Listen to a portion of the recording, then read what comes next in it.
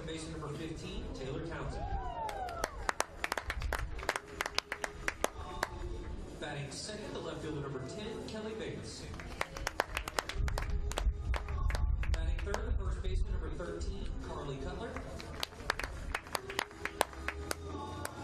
Batting fourth, the third baseman number 17, Valerie Sutherland. Batting fifth, the designated player number 64, Taylor Smith. Batting sixth, the shortstop number 34, Keegan Campbell. Batting seventh, the catcher number 14, Chloe Kearns.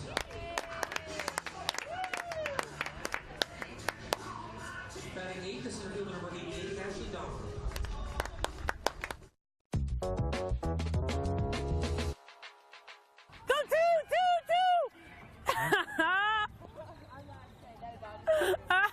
She just slapped one out.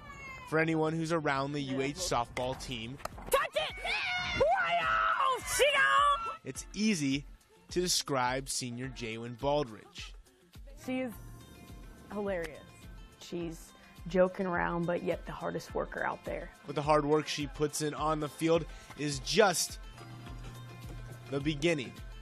At one point, I was on 5 payrolls, putting in work for 5 different businesses. Baldridge has now been almost entirely independent financially since her freshman year of college. Just like probably 90% of the other college kids, I was cut off by my parents. Just one of those things. But instead of feeling sorry for herself, Baldridge decided to do something about it. This despite her already full schedule. Just working ways to get income, and before I knew it, I was a junior with a 3-something GPA, full-time student, and like 3 or 4 jobs at the time. And if you think she'd ever be slowed down by a bout of senioritis, now I have a couple jobs and a small business, and I'm a graduating senior in May.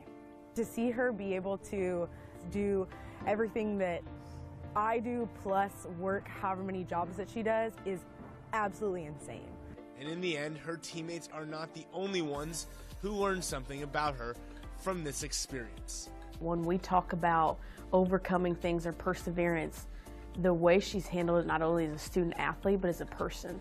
Every turn she's had something go against her, yet she's turned it into a positive and kept going. When she graduates and leaves here, it's going to be a sad day, but I can't wait to see how she does in the, out in the real world and how successful she is. She's around so many people that just love her, and she just does such amazing things with people that I think that's why she's such a resilient human being. I can honestly say I am stronger than I think, and I'll say that any day. I feel weak at times, everybody does, but when my back's against the wall, I'm pushing off, so every time. For Campus Connect from Houston, I'm Eric Kelly. A perfect Saturday in April for college softball here in the American. The UConn Huskies trying to bounce back from yesterday's 6-0 defeat against the home squad Cougars here in Houston. It's Game 2. Cougars, Huskies, coming up next on the American Digital Network.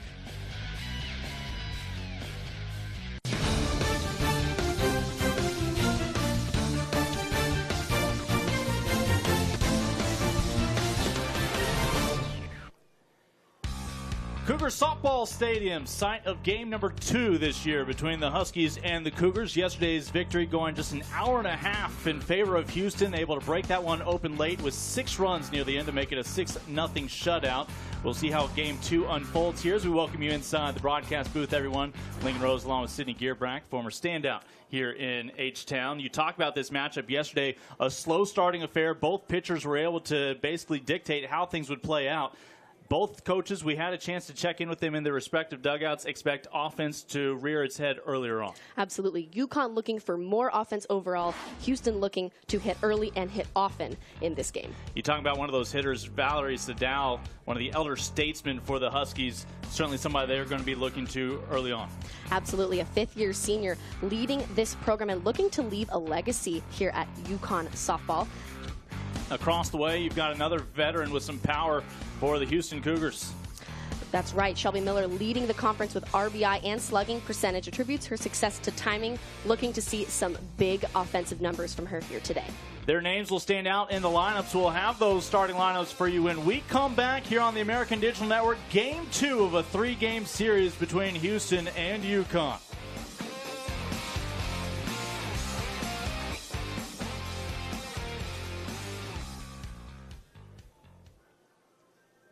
To discover your power, you have to innovate, inspire, be up for the challenge, have the drive to achieve and the vision to transform. To unleash your power, boldly forge ahead to a place where nothing holds you back.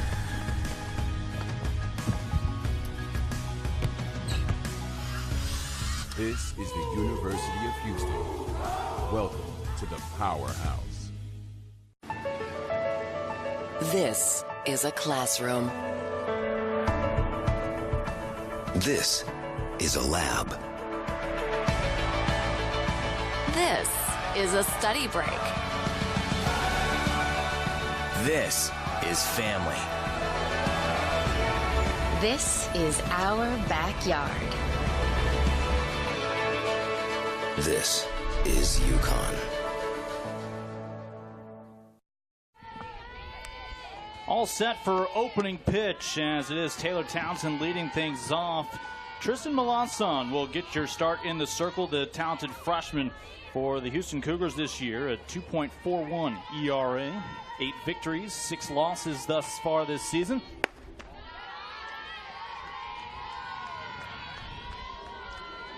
You look at Taylor Townsend's number, the senior in the top spot, batting .218, making her 30th straight start this year. Just one extra base hit, though, so far. Trying to set the table here. And again, we go back to yesterday's matchup where this was a scoreless ball game until the home half of the 4th inning. Definitely a pitcher's duel yesterday. Houston's offense was able to finally bust it open in innings 4, 5, and 6. Not something that Katie Cautious was used to coming into yesterday's game, pitching a 1.51 ERA. The season's only 29 games old. Able to work the count deep, and this is a favor that Townsend is doing for the rest of her teammates in the dugout right now, getting to see the full repertoire of the freshmen in the circle. Now, we will note the Cougars are 0-3 this year wearing these uniforms.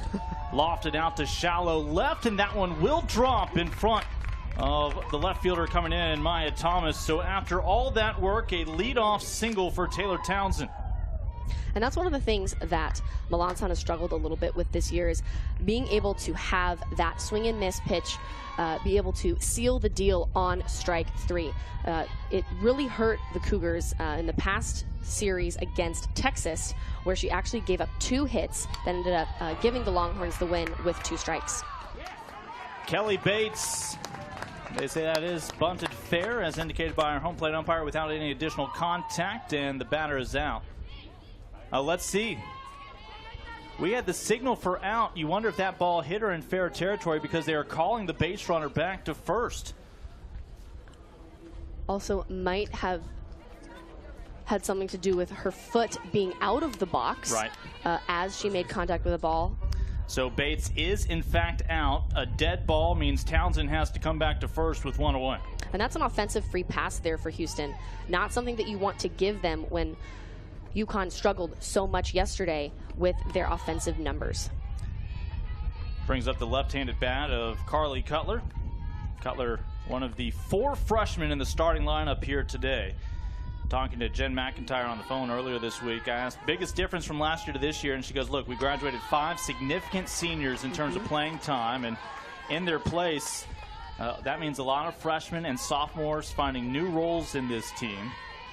And they are just now starting to find their stride. They split the series in their conference opener against USF, getting in 2 of those games that were scheduled, and now a strikeout for Melanson. And just like that, you have that leadoff runner still stuck there on first base, as Valerie Sadal will make her way.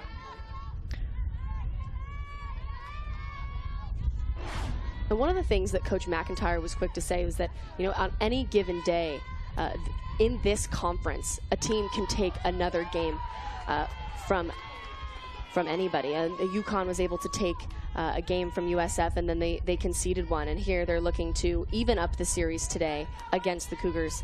And the Cougars didn't necessarily play lights out yesterday, but they did have lights out pitching from Savannah Huebner.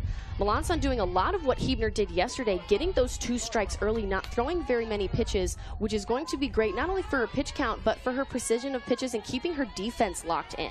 4 home runs this year for Sedal, who just gets a piece of that. It'll keep the count at 0-2. But again, this is a lineup today for Coach Jen McIntyre that 7 of her 9 hitters are freshmen and sophomore. We've already seen one of the seniors in the top of the order. She's on first right now, and here's the other one in Valerie Sedal.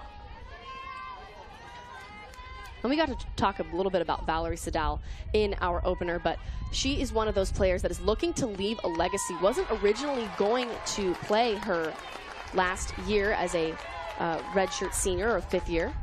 But she's back, and she's looking to make a difference. So a leadoff single, runner left on by the Huskies. Melanson with back-to-back strikeouts keeps a 0 on the board. Cougars with a chance to take the opening advantage when we come back in the bottom of the first. Please return all foul balls to the Central State First courtesy of the Houston softball team.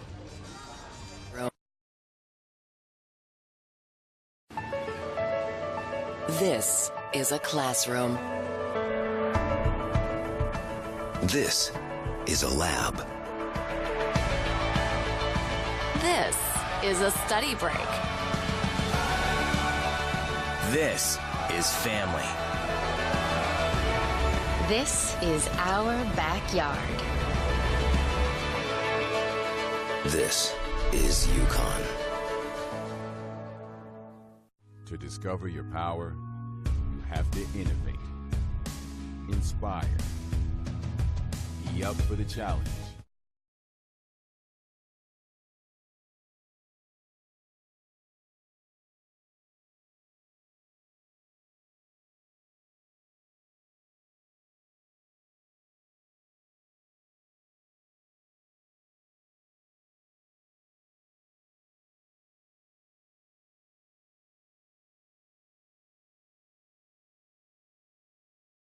Huskies came to the plate. Ultimately, they would strand one, and we go from a freshman pitcher for the Cougars today to a sophomore in the circle. It's Jill Stockley, a 2.61 ERA this year, has struck out 41, walked 24. Opposing hitters hitting 223 against her so far. And for the Cougars, this is Ariel James, the starting second baseman, set to lead things off.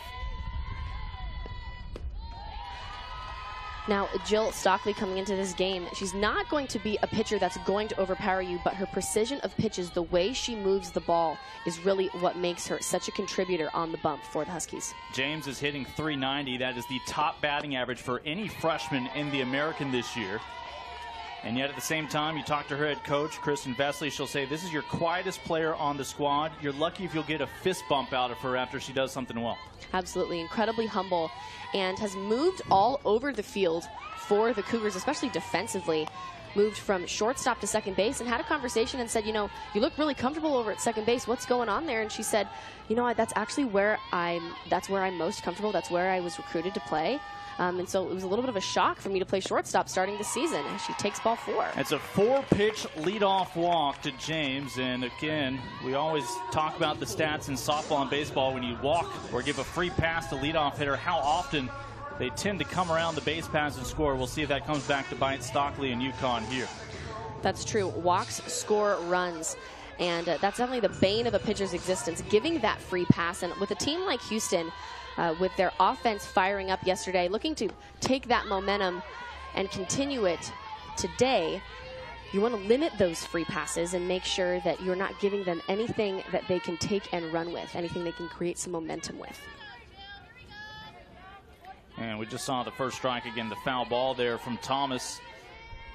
Second best batting average in the conference this year. As they'll throw it back down to first. James back in time. Thomas batting .439 on the season, making her 31st start, 33 games so far this season.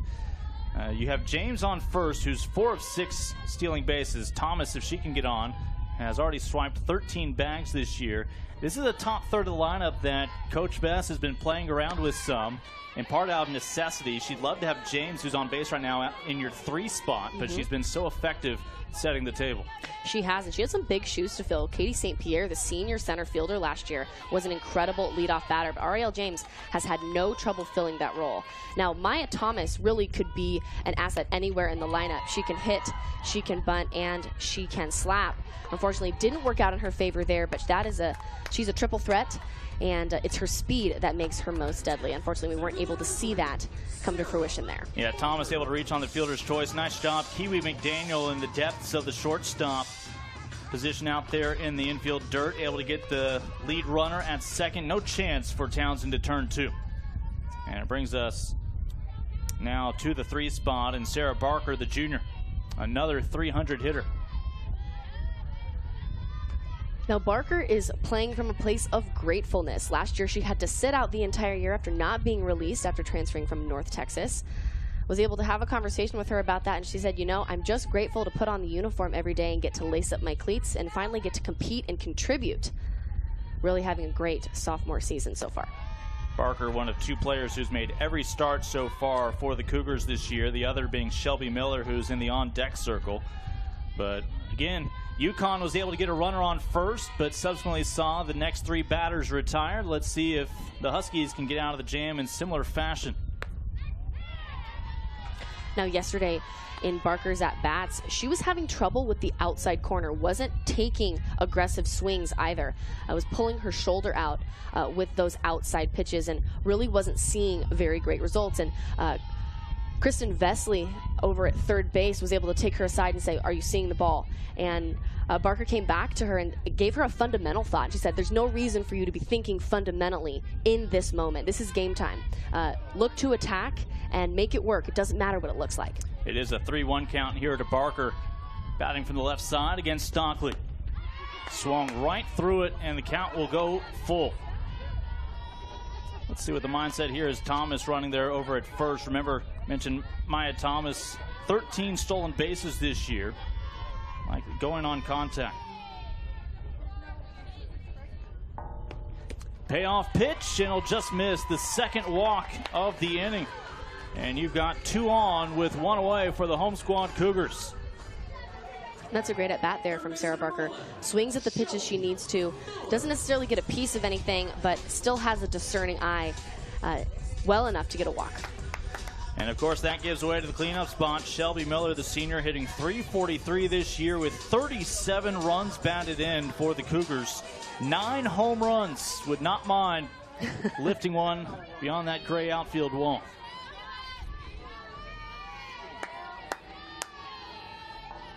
Leads the conference in runs batted in and slugging percentage this year.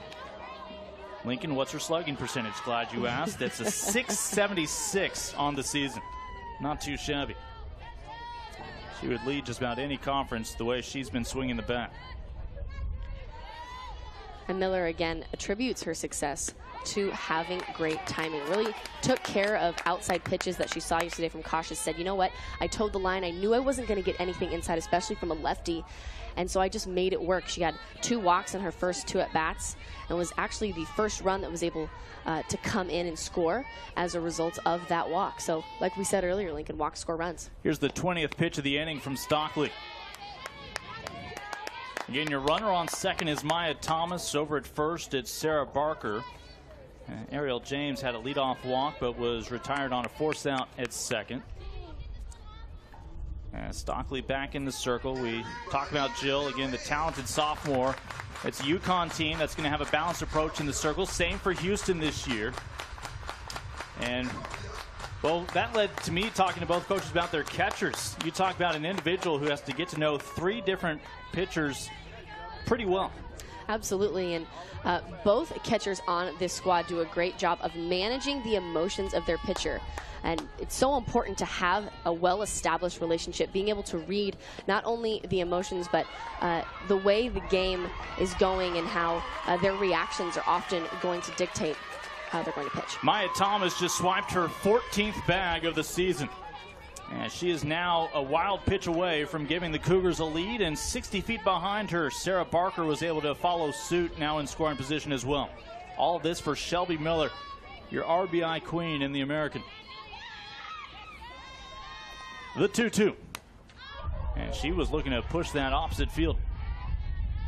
And again, Stockley is not going to overpower the Cougars with her pitches, but she is going to move them very well. She's going to throw a lot of junk, being able to be precise where she puts the ball, places things well, usually has great command of the strike zone, but has thrown a lot of pitches thus far here today.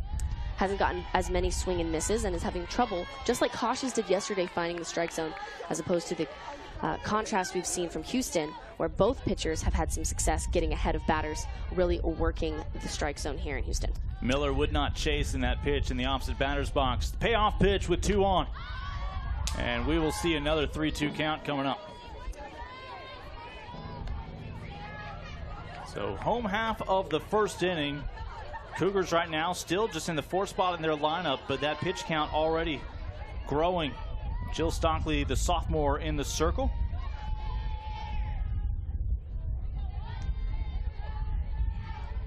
The 3-2. Got her looking. A big strikeout for Stockley for the second out. And still a couple of runners in scoring position.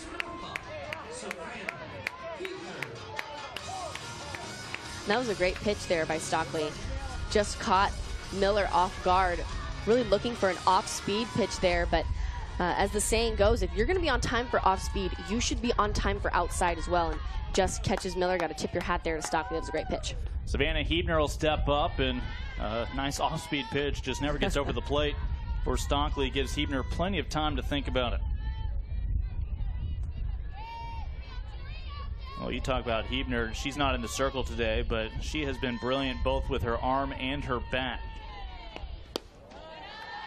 You know, when they went to College Station and beat the number 5 team in the country 1-0, not only did she have the complete game shutout against the Aggies, she had the lone run batted in that ball game. She did, and Savannah Hebner characteristically is that clutch player for Houston. She's usually in the middle of the lineup, doesn't really move up or down a whole lot, but when she's in, she is making a difference. You know she is there, and that's what makes her so incredibly fun to watch. Talk about the speed of Stockley. That time she did almost pop that one right through the mitt of Kearns' glove through that web. And it is a 4-pitch at bat, and honestly, that's not the worst outcome. Hebner gets the walk. You had the base to give, but now no bases to spare for Kelly Montgomery, the DP. Bases are loaded for the Cougars here in the home half of the first inning. Still scoreless.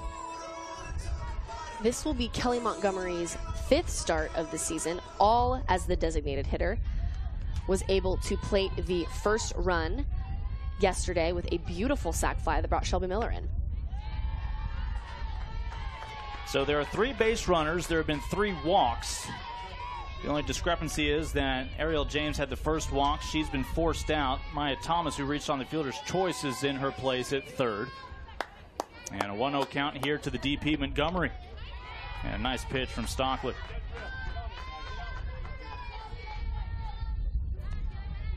Kelly Montgomery making her 4th start now as the DP. Did not have to spend much on the recruiting budget to go find her over at the Kincaid School right here in Houston. And that is something that Coach Besley, as a longtime assistant and now as head coach, has come to realize. Kelly got her first career RBI yesterday with a sac fly in the 4th. We'll hope to drive one home here, but nothing doing. Well, we see a couple of shutout innings, completely different looks, including 3 walks there from Stockley in the bottom of the 1st, but doesn't ultimately have to pay. We are scoreless here in Houston after 1 on the American Digital Network.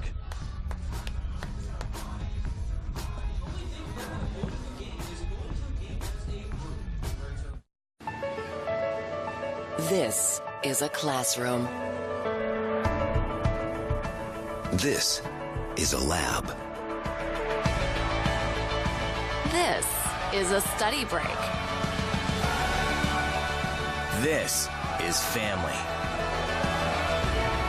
This is our backyard. This is UConn. To To discover your power, you have to innovate, inspire, be up for the challenge, have the drive to achieve and the vision to transform. To unleash your power, boldly forge ahead to a place where nothing holds you back.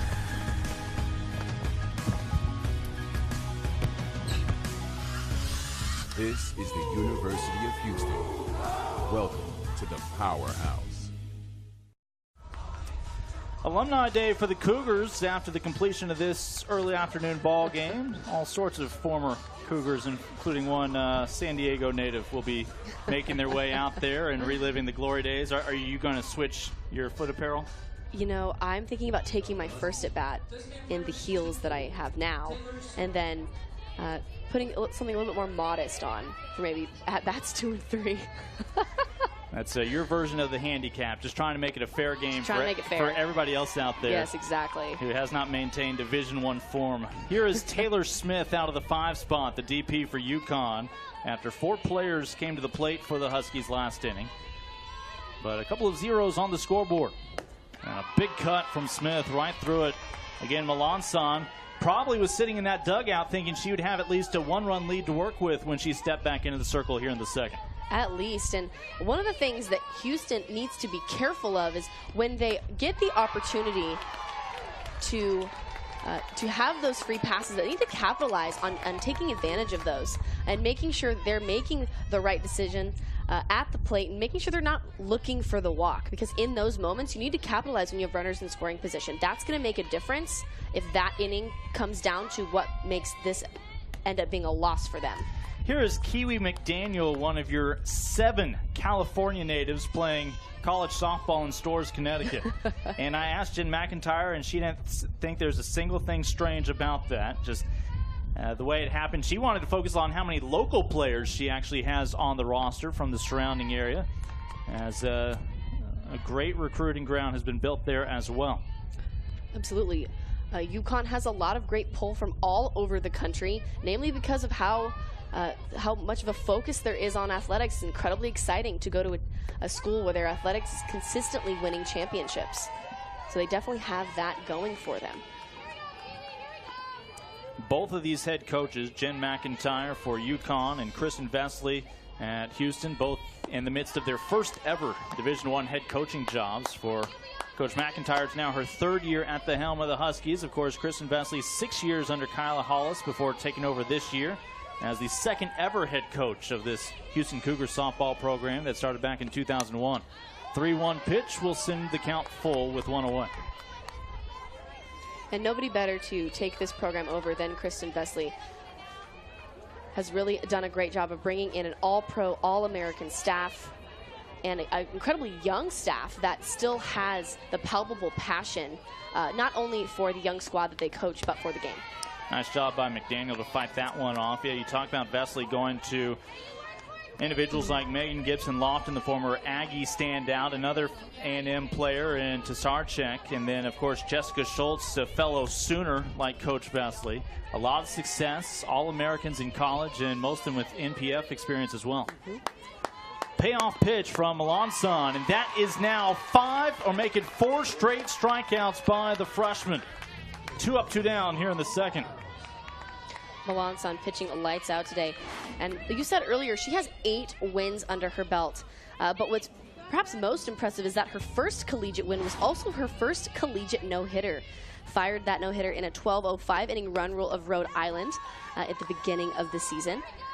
So was able to set a career high for herself with 8 strikeouts, well on her way today to perhaps breaking that personal best. Here's Chloe Kearns, the freshman, again, who is tasked to, despite being a first-year collegiate athlete, really keep control of those pitchers, regardless of whether they're veterans or fellow freshmen. But she has been your quarterback for UConn this year. Right now, just trying to get something started with 2 outs. We'll loft this one out of play. 1-2 now the count. Kearns batting .161. Nobody in the bottom third of this lineup yet. Hitting north of 200, and obviously for UConn to really start getting true consistency, they'll need some production down there to turn the lineup over. This one lofted, Out to the shortstop and able to squeeze it in with little concern into that glove of Mariah Garcia. So an inning and a half of American softball complete here in Houston on this Saturday afternoon, and we're right where we started. Zeros on the board. Moving into the home half of the second, Cougars will bring their bats to the plate.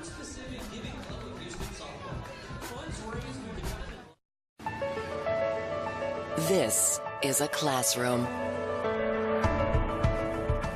This is a lab. This is a study break. This is family. This is our backyard. This is UConn. To discover your power, you have to innovate, inspire, be up for the challenge, have the drive to achieve and the vision to transform. To unleash your power, boldly forge ahead to a place where nothing holds you back.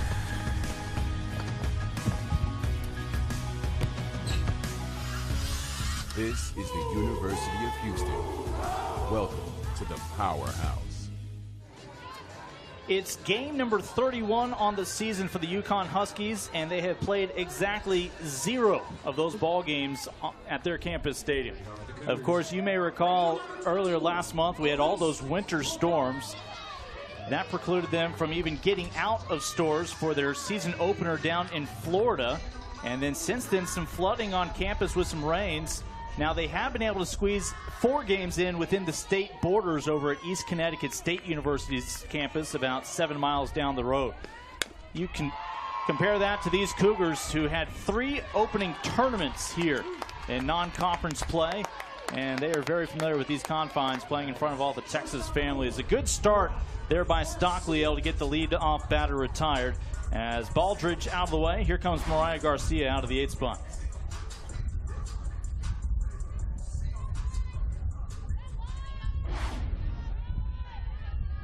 Still working our first way through here. The lineup, Stockley will meet Garcia out of the 8th spot, followed by Brooke Vanoy in the 9-hitter.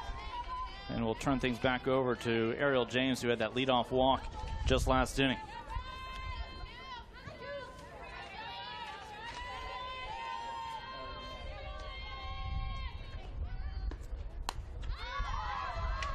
This is a towering pop-up, just gets out of the infield, and Townsend retires the first 2 Cougars with her mitt. And Mariah Garcia has not had a lot of success offensively thus far this weekend. It's a little bit frustrating for her coaches, I'm sure, partially because she was a transfer mid-semester, or mid-year rather, and didn't get the time with her coaches for them to hone her swing, get her into the Houston offensive philosophy. So they've pretty much been able to hurt her and make sure that she keeps her confidence, but are really looking forward to getting her some time during the off season where they can really work and make her swing more malleable. Brooke Vanoy out of the 9 spot. Was your shortstop last year for the Cougars much of the season. Now is your backstop, the catcher. One of the things I love most about watching Brooke Vanoy play is that she's one of those catalyst players. She is going to play with a lot of emotion, and when she does well, the team fires up behind her. She almost acts like a second leadoff, especially hitting .235 here at the bottom of the order, but does a great job of setting herself up and setting her team up for the top of the order.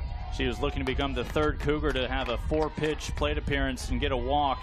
Not going to happen. Stockley fires in that strike to keep her right where she is with 2 away and nobody on. Nice start here for Stockley, again retiring the 7 and 8 hitters, trying to go quickly through this bottom third of the lineup. And Vanoy again will have to stick around for another pitch. Vanoy, also from the Houston area, from Sugar Land, southeast of here. Went to George Ranch High School.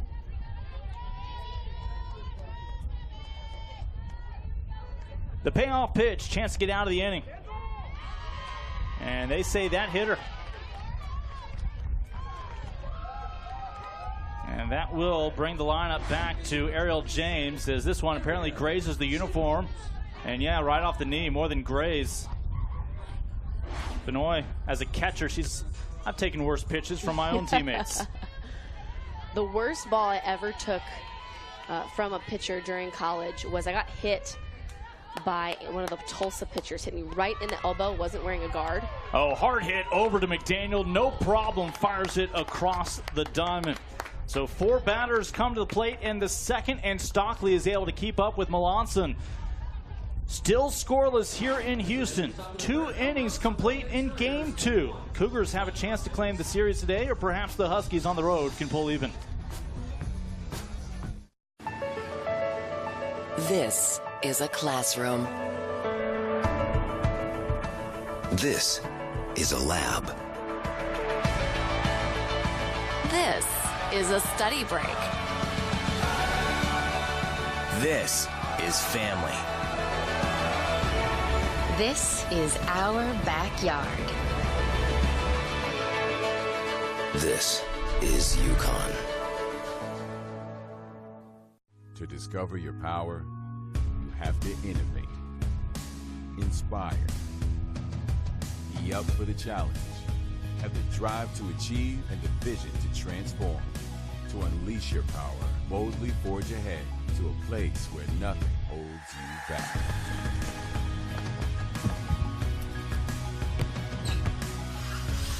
This is the University of Houston. Welcome to the Powerhouse. Welcome back to Cougar Softball Stadium. Both pitchers able to settle in, and well, this is looking a lot like yesterday all of a sudden when we were scoreless going into the bottom half of the 4th inning, where the Cougars were able to break it open. UConn with a chance to try to take the advantage here in the top half of the 3rd inning. As we now head into the 8 and 9 spots for the first time, here's Ashley Dahman, the center fielder. Dahman, the freshman out of Amherst, Ohio. Again, one of 7 starters today that are either freshmen or sophomores for Jen McIntyre. This is a Huskies team that is coming off a split against USF. I asked Coach McIntyre what they learned from that, and she said, look, this is a conference this year that when a game's over, you hit the reset button. Game 2, Game 3 are likely not going to look anything like Game 1. Absolutely. New pitchers will be in the circle. New attitude for the batters after they come back from their hotel. Good night's rest. Absolutely. This is a conference that on any given day, doesn't matter exactly what the name is on the front of the jersey. It matters who plays the best. Often we see back in the days where they played double headers, that you would have a split day on Saturday because you'd turn around maybe 30 minutes, 45 minutes later, and the teams would totally be in different mentalities. The winning team back on their haunches and a losing team from the game prior looking to do some damage. Strikeout number 5 for the freshman as she still works through the Huskies lineup for the first time.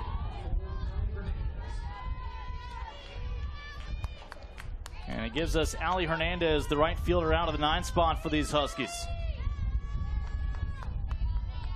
Was able to talk to Brooke Vinoy prior to this game and asked her what she loved about Melanson. She just said, you know, she's awesome. She has great command of the strike zone, and she has good misses. So she's effectively wild. So even if, for example, she misses a rise ball, her spin is so tight that it looks like she's throwing a little bit harder than she actually does, and she throws a heavy ball.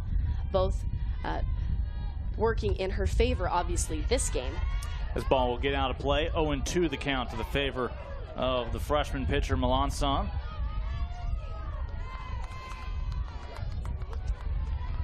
Almost caught there by one of the associate directors of athletics, Dewana Chiser, here at the University of Houston. Well, it's easy to understand how Tristan Melanson's first career victory this year as a freshman was a no-hitter against Rhode Island. Has had good command. This one over to right field, shaded perfectly, as ultimately just a couple steps to her left. The first time today we've seen the right fielder, Elise LeBeouf.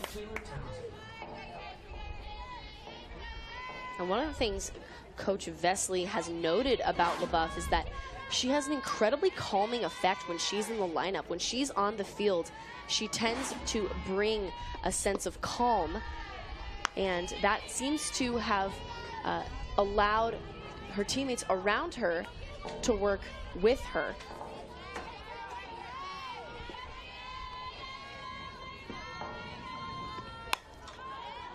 And looking for a 1-2-3 inning. This, though, in no man's land. Second baseman James will take over, and Taylor Townsend retired after just a lone pitch. So both pitchers continue to step up to the task and handle business as we move on to the home half of the third. Cougars bats back in hand here on the American Digital Network.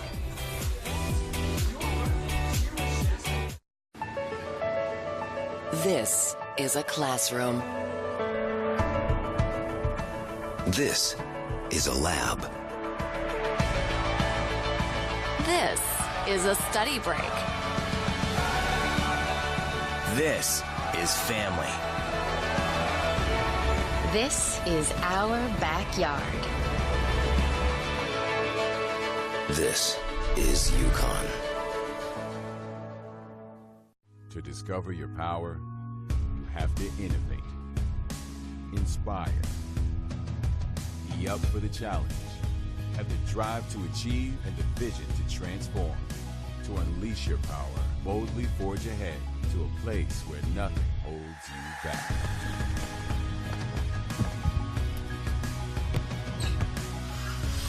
This is the University of Houston.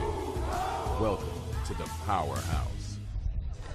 Lincoln Rose, Sydney Gearbrack back with you here on the American Digital Network. Our first softball game of the slate here on ADN. Of course, we wrap it all up over in North Carolina with the conference championships. A lot of softball, however, to be played. Just the second weekend in conference play for these two teams. As Houston, a nice start at 3-1. The Huskies 1-2 here so far. Quick release and a bang-bang play over at first, but Kiwi McDaniel with no hesitation, the shortstop, able to fire it across the diamond in time. And that's a beautiful play there by McDaniel, and very hard to do, especially with Maya Thomas. We talked a little bit earlier this game about how deadly her speed has been. We haven't seen her lay down a bunt yet. However, she has been known to beat that ball out more often than not. Here's Sarah Barker, who walked back in the first inning. Remember, Stockley walked 3 batters in the first, and yet there's no score on the board. That's true. Houston has not taken advantage of the free passes that Stockley has given them. May come back to bite them later in this game, but there is a lot of ball game left, a lot of time for this offense to do some damage against Stockley. But she's done a great job of harnessing her command and the command of the strike zone. A lot more precise with her pitches this inning than she was in the first inning, like you said, Lincoln. Barker at the plate these days is roaming center field for the Cougars. Was initially a second baseman among many players who have found new roles, as this is still not a settled lineup for Kristen Vesley, and yet they're all already off to a 3-1 start in conference play. And I think the biggest difference that you're seeing from this Houston offense and all the changes they're making in this lineup is that they have they trust their depth of bench. They trust that at any given moment they can switch players in and out and they're going to still be able to get the job done. That's not always the case, especially with a young team. 2/3 of this pitch count for Stockley came in that first inning. She settled down in the second, faced just 4 batters, including one being hit by pitch. But again, another shutout inning of work, trying to keep that going here in the third. Now, 2 major differences I'm seeing from the pitching styles of the Houston Hurlers and those of the Huskies is that there's a lot of movement going on with Jill Stockley. Stockley able to get composed, fired over, and overthrows the first baseman Cutler. That'll be an extra 60 feet. The error on the pitcher, and Barker in scoring position for a second time today. And that's another free pass that the Cougars need to take advantage of, especially at this point in the game. Scoring early, scoring often, especially with a team like UConn, who is looking to gun Houston down after that game yesterday. You wonder if Stockley would have rather just underhand that, throwing a fastball over to first. Here's Shelby Miller, again your cleanup hitter. Struck out looking with a couple of batters. Runners on the base paths back in the first. The one strikeout victim today against Stockley. Now that was a great changeup there from Stockley, but hasn't always been the case with some of her off-speed pitches today. Again, the UConn pitchers have a lot of pre-pitch movement and post-pitch movement. So you're seeing a lot of inconsistencies with her release point and where her body ends when she's finished throwing those off-speed pitches, and that will affect her consistency down towards the plate. You don't see that with Huebner. You're not seeing that with Melanson. They're harnessing a lot less movement.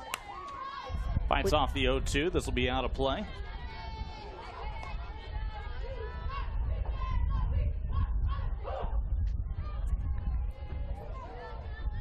So no balls, 2 strikes to Shelby Miller, a young lady who really shows you there is a reward when you put in the time in the offseason, rededicating yourself to the strength and conditioning program.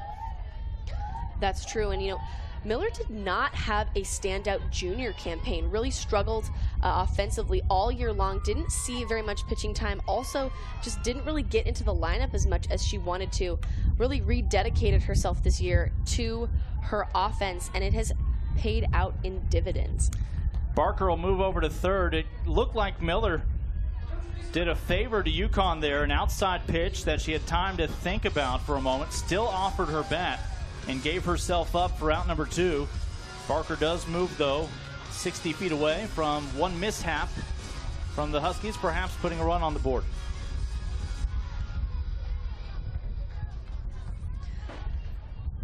And at any given moment, you want that clutch player up to get the job done.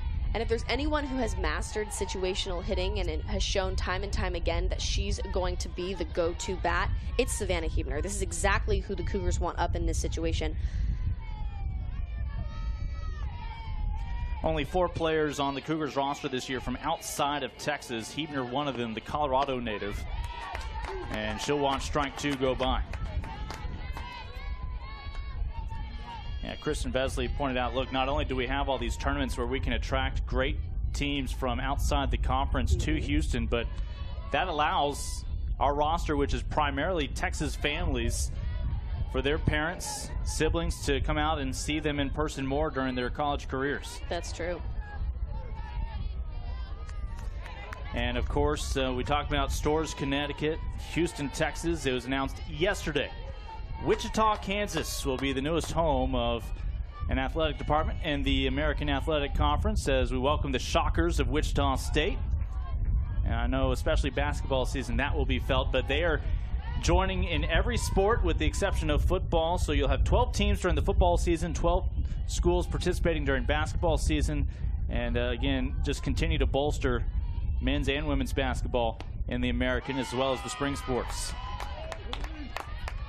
Big announcement again made yesterday, and we will see that soon enough on our slate here on ADN when we make our trip around the country throughout league play in a variety of sports.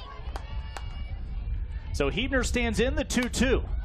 This one playable in foul territory and just gets beyond the reach of Carly Cutler at first. Now, Carly Cutler was a player that both Valerie Sadal and Coach McIntyre noted is one of those catalyst players for this Husky squad. However, that was not the greatest effort that I've seen from her over the course of these 2 games. It looked like she gave up on that ball a little bit, and that would have made a big difference, especially with a runner 60 feet away from crossing the plate. I don't know how Huebner sits there and watches that pitch, but it is a ball 3 to send this count full. As you noted, she's probably on some borrowed time here after that foul ball got down. Payoff pitch. McDaniel has a chance to put it into the inning and does. So despite an error and a runner reaching third in the 3rd inning, it's yet another 0 on the board. Scoreboard operator is going to get a full paycheck, but hasn't had to do much here today. 3 complete in Houston. Move on to the top of the 4th when we come back. This is a classroom. This is a lab. This is a study break. This is family. This is our backyard. This is UConn. To discover your power, you have to innovate, inspire, be up for the challenge, have the drive to achieve and the vision to transform. To unleash your power, boldly forge ahead to a place where nothing holds you back.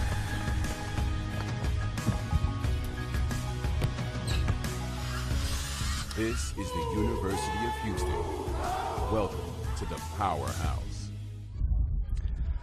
Huskies with another opportunity here in the top half of the fourth inning to try to take the opening advantage. They'll bring the 2, 3, and 4 hitters to the plate. Kelly Bates, Carly Cutler, and Valerie Sedal 0 for 3 back in that first inning, including a couple of strikeouts. Remember, Bates was called out on a bunt attempt, presumably had her foot outside of the batter's box. This time we'll be looking to slap away with nobody on. Bates out of Granite Bay, California. Jen McIntyre gave her about as high a praise as you could probably get from a head coach. Simply, the quote was, "We wish everybody had a Kelly Bates." Such a well-balanced athlete, and here she is, a chance to run the bases. Again, one of those younger players rounding out this squad. Makes beautiful contact, hits that ball right up the middle. A little too far over the white from Melanson, and Bates is able to take advantage of that. Great little piece of hitting there. Melanson had retired the last 9 batters. Those outs sandwiched between a couple of singles and a line drive out to LaBeouf off the glove of Cutler. And a great play there by LaBeouf. You see that ball's hit and she freezes. So important for a outfielder to be freezing on a line drive, especially on a field like Houston, which is a home run friendly park, and where weather is more often than not a major factor in the outfield. Valerie Sedal with a big cut above the letters. Struck out to end that first inning for the Huskies. Was one of 5 strikeouts through the lineup for Melanson. Both pitchers have settled in and done a nice job now today, giving their team every chance to capture this second game of the series. Yeah, you talk about the weather. Perhaps you can hear some of the wind and see some of the wind at times, whipping through the flag and some ponytails. The 0-1. Doing anything she can to get on, and what a diving effort by Vanoy. Oh, the shortstop turned catcher showing off her range. And that's a beautiful play there by Brooke Vanoy, creating some defensive momentum there from her pitcher after a couple Huskies got a hold of some pitches. That's exactly what she needs in that moment. So great piece of defensive work there by the backstop, Brooke Vanoy. You can see Shelby Miller over there at third getting really fired up there for her teammate. Well, there's that other city in Connecticut, Bristol, that we may be sending that tape to. As what a fantastic effort by Brooke Vanoy. Again, catcher this year with all that gear. And credit home plate umpire John Scott was able to get quickly out of her way to give her a chance. John Scott leading this crew with Larry Nagel at first. Rick Boyer over at third. Right now is in the field with the runner. Valerie Sedal retired on that foul out, and this is Taylor Smith, struck out to lead off the second inning.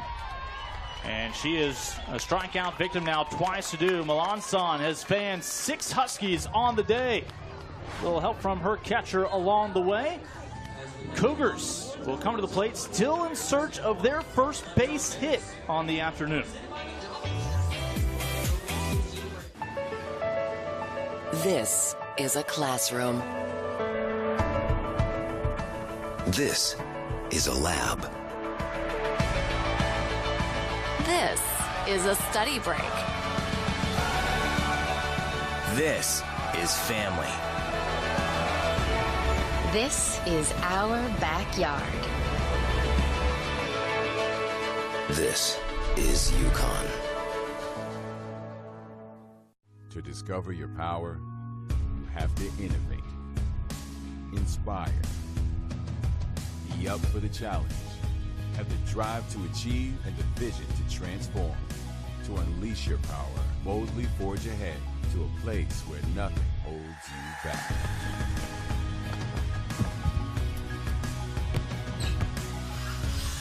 This is the University of Houston. Welcome to the Powerhouse. Well, despite some issues that the Huskies have had, including walking batters and some hit batters, what they have not allowed is a Cougars base hit today. You see that 0 all the way across the line for Houston.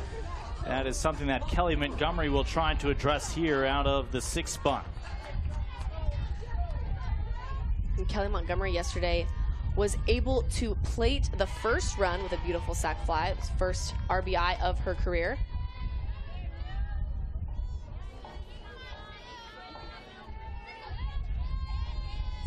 Cougars mustered up 9 hits yesterday, 6 runs to show for it. UConn, conversely, they've already matched the 2 hits they had yesterday when Carly Cutler was the bright spot for the Huskies. She went 2 for 3. The rest of the team was 0 for 18 on the day. Today we've seen base hits from both Townsend and Bates for the Huskies, but still no runs for either team. A nice crowd. I don't know why you wouldn't be at a softball diamond on a day like today. Beautiful weather, some palm trees here at Cougar Softball Stadium, and Montgomery's going to have to stick around at the plate.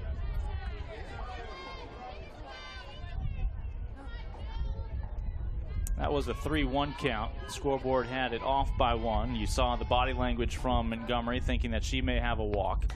A liner over McDaniel into the gap. First base hit on the day for the Cougars. It comes here in the bottom half of the 4th inning. For a 3rd inning today, the Cougars have a base runner to work with.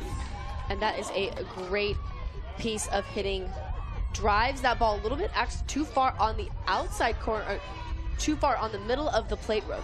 Supposed to be on the outside corner, able to get every piece of her barrel on that ball. Gotta tip your hat there to number 12. Yeah, they are going to bring in the pinch runner, Deja Scott, from right here in the Houston area, from Spring High School. Scott, the junior, will run the bases for Montgomery. Scott has earned quite a few starts this year out in the outfield. Not playing today, but is one of those regular players that flips in and out of this Cougar lineup. No stolen bases yet this year for Scott, who has come home to score 3 times thus far here in 2017. So Scott is on with nobody out. Here's Jalen Baldridge, who grounded out to the right side 2 innings ago. And let me backtrack here. That is Elise LaBeouf. That was the last second change in the lineup.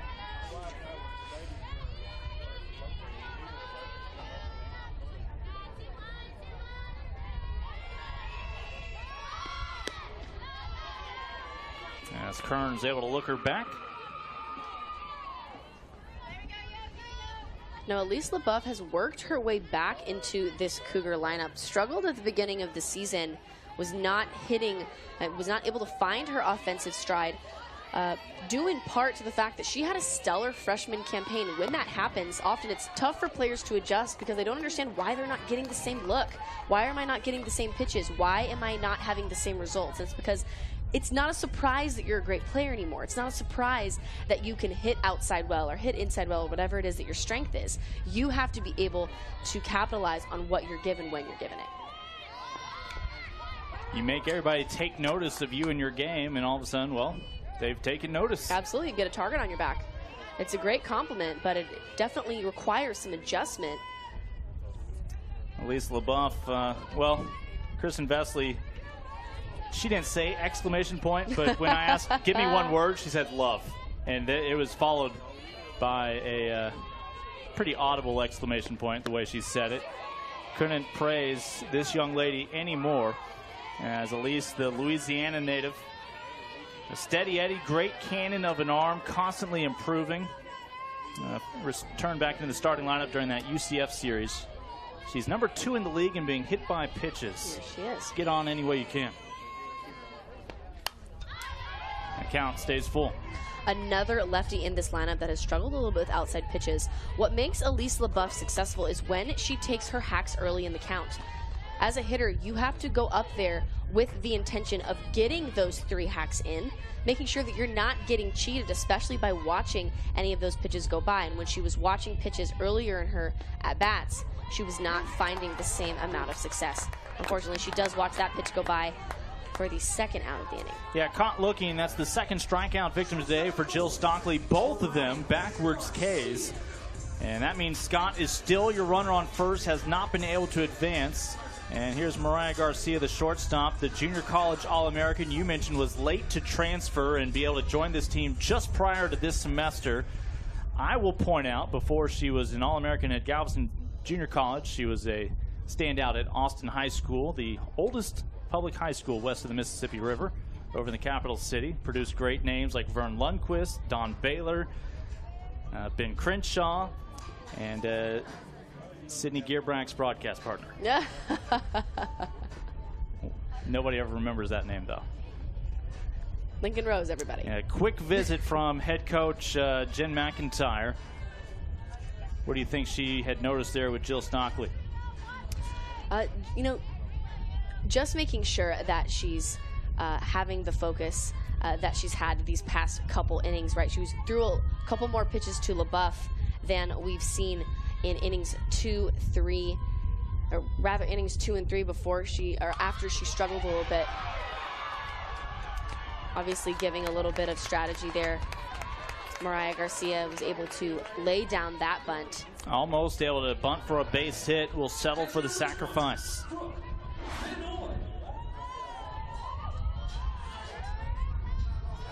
Can't do it much better. For the throw in time, and there are now 2 outs. And that makes it a little bit easier to digest the fact that there's a runner in scoring position for a 3rd inning today for the Cougars. And this is going to be the time for the Cougars to capitalize. So important to be able to execute situational hitting, execute when you have runners in scoring position, because the little things that you do right, the attention to detail in these moments is what's going to make a difference between a win and a loss at the end of the day. The 0-1 to Vinoy, who had that sensational grab as the catcher last half inning. She was hit by a pitch back in the 2nd.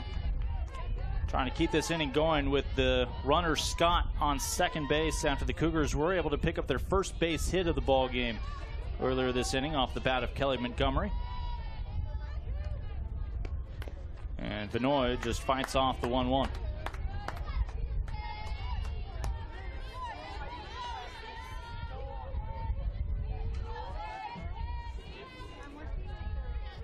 Vinoy this year batting .235. Again, is in your 9 spot these days, the sophomore.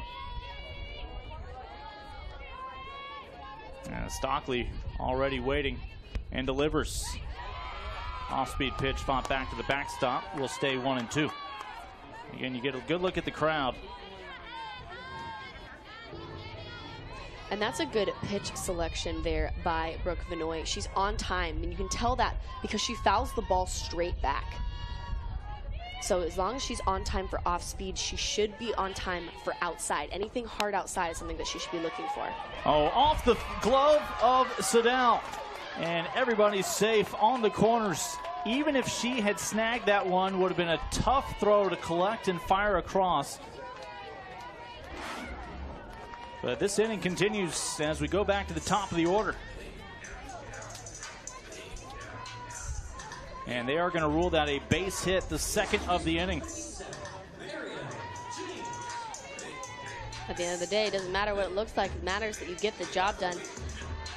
Coach Vesley over there at third base, a little bit frustrated with herself, held up Deja Scott, who's more than speedy enough to have rounded third and taken that extra piece of 60 feet. That ball goes through the wickets of Kearns and allows Vinoy to go into scoring position. This is the 4th inning. 3 of the 4 innings now, the Cougars have had a runner standing on third base. Now, the last 2 times they were stuck standing there. Arielle James looking to change that. Again, Brooke Vinoy doing a great job as the 9-hole, setting up her top of the lineup, doing it any way she can to move her runner over and get on base herself. Deja Scott stands on third as the pinch runner. Vinoy on second for Arielle James here at the plate. She walked back in the 1st. And that's the first strike she has seen today from Jill Stockley.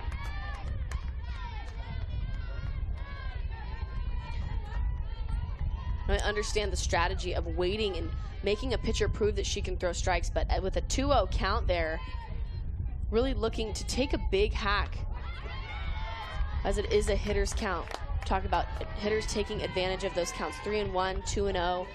They can make a little bit, swing a little bit more out of their shoes in those moments. Big spot for the freshman here, but Coach Vesely more than happy to have her there. Traditionally a three-hole hitter. Off speed will never break back in. Count has gone full. Again, we're seeing Stockley struggle a little bit with that off-speed pitch because of the positioning of her body. A little bit too far forward when she lets that ball go, then tries to bring her chest up when she releases it. Well, Stockley trying to get out of this inning again with no damage done. Stranded 3 Cougars in the first, 1 in the second, and another one in the third. Trying to strand 2 more here in the fourth.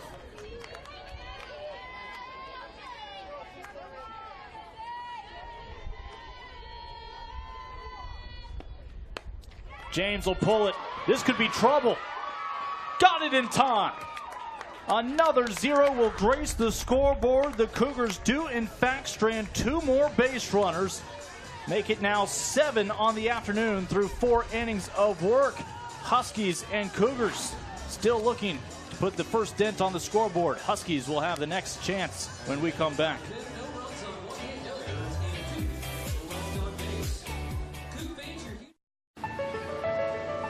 This is a classroom. This is a lab. This is a study break. This is family. This is our backyard. This is UConn. To discover your power, you have to innovate, inspire, be up for the challenge, have the drive to achieve and the vision to transform. To unleash your power, boldly forge ahead to a place where nothing holds you back.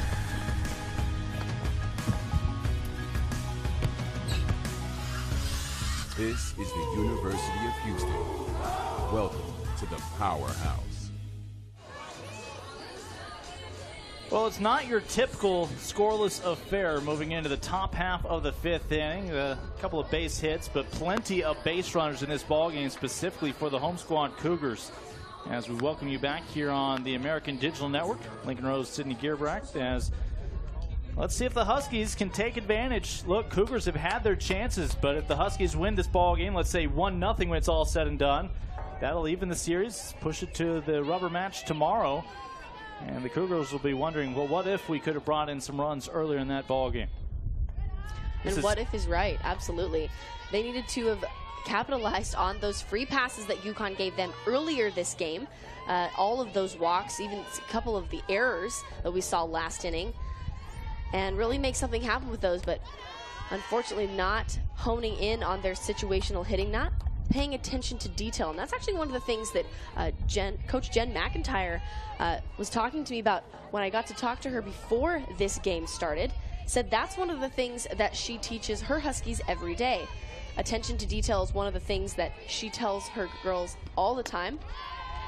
Lawson able to blow that one right past McDaniel. Remember, Trista has already struck out 6 batters today, has only had to face 2 more than the minimum thus far. And those were your 2 singles that came from the top third of this order. McDaniel did strike out swinging back in the 2nd. Leads off here in the 5th. Kiwi batting .289. Third best average in the lineup today. Battling that sun, but LaBeouf able to squeeze it in. Battling the sun and the wind, as the wind right now is blowing out towards right field. So any ball hit that direction is going to carry a little bit. Elise LaBeouf in a great position there, able to track the ball, keep her feet moving. We've seen some great outfield plays over from the right side of the field. The one of the Husky hits actually came from a little bit of a defensive miscue with the third base, shortstop, and left field triangle. It was the very first hit of the game for the Huskies. Chloe Kearns out of the 7th spot, batting 161. 2 extra base hits this year. Both of them were home runs. This bottom third lineup does have some pop. We'll see if Kearns can put a dent on that board all by herself as the 60th pitch in a moment about to come out of the right hand of Melanson. A foul tip will keep it at 0-2.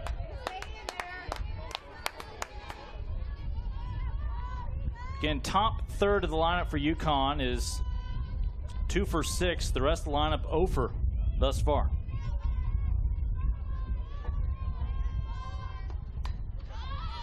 And this one will be close to the backstop and able to squeeze it in. That is not quite as difficult as last time we saw Vanoy ranging back. And that's what Brooke Vanoy does well. She comes through in those clutch moments, able to track that ball again, a very high ball, but knows her own field. Is able to make that play, gain some momentum for her team defensively and for her pitcher, Melanson. Ashley Dahman struck out to lead off the 3rd. Back at the plate here in the 5th.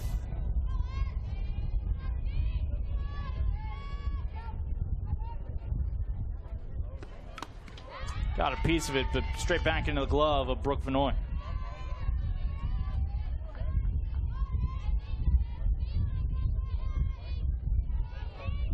Well, I've been impressed with the freshman in the circle here today.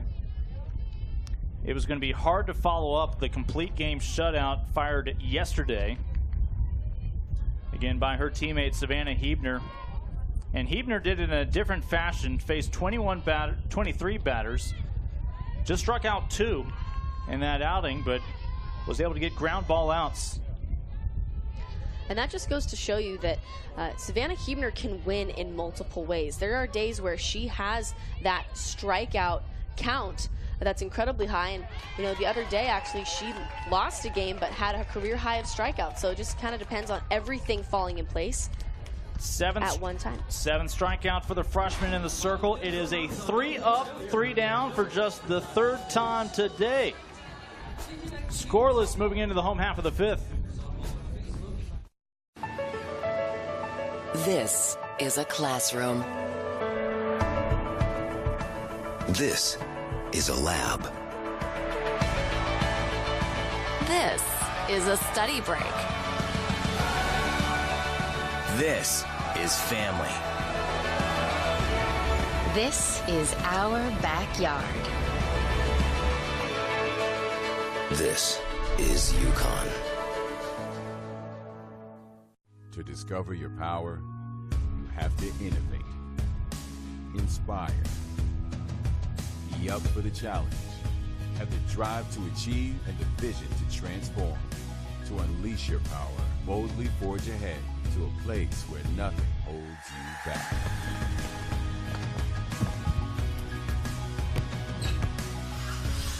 This is the University of Houston.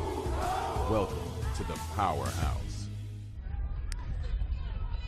American softball here on this beautiful Saturday afternoon. In fact, yes, Ernie Banks, we will play 2, but just once between the Huskies and Cougars. Then it's the alumni that is able to produce 2 teams, actually has more than enough for 2 full lineups to step out there on the diamond and relive the glory days. Coach Vesley has planned a heck of an event after this game. Got a quick glimpse at a former Cougar. As one pitch and a nice return and out to show for it as Maya Thomas retired by Jill Stockley's defense.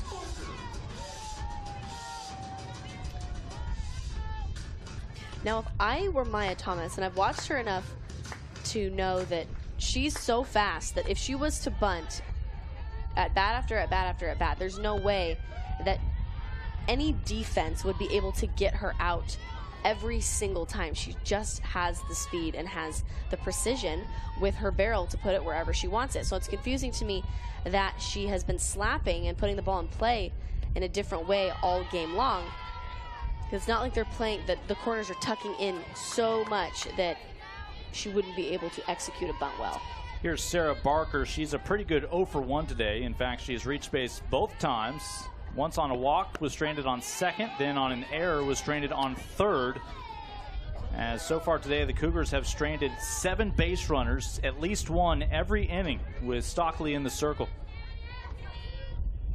What I'd like to see from Sarah Barker is I'd like to see her toe the line. She's getting a lot of outside pitches, and she hits outside pitches well. I just has to go in with that mentality. If you're going to toe the line, have the understanding that you're looking for outside, but if you see something that's close inside and you know that you can take a hack and foul that off, make sure that you're fouling that pitch off. But doesn't have to this time as she takes another walk, having reached base safely all 3 at-bats thus far. I believe that's the 5th walk today, allowed by Jill Stockley, or the 5th free pass. And since Tony Romo doesn't need it, she'll take a look at the wristband.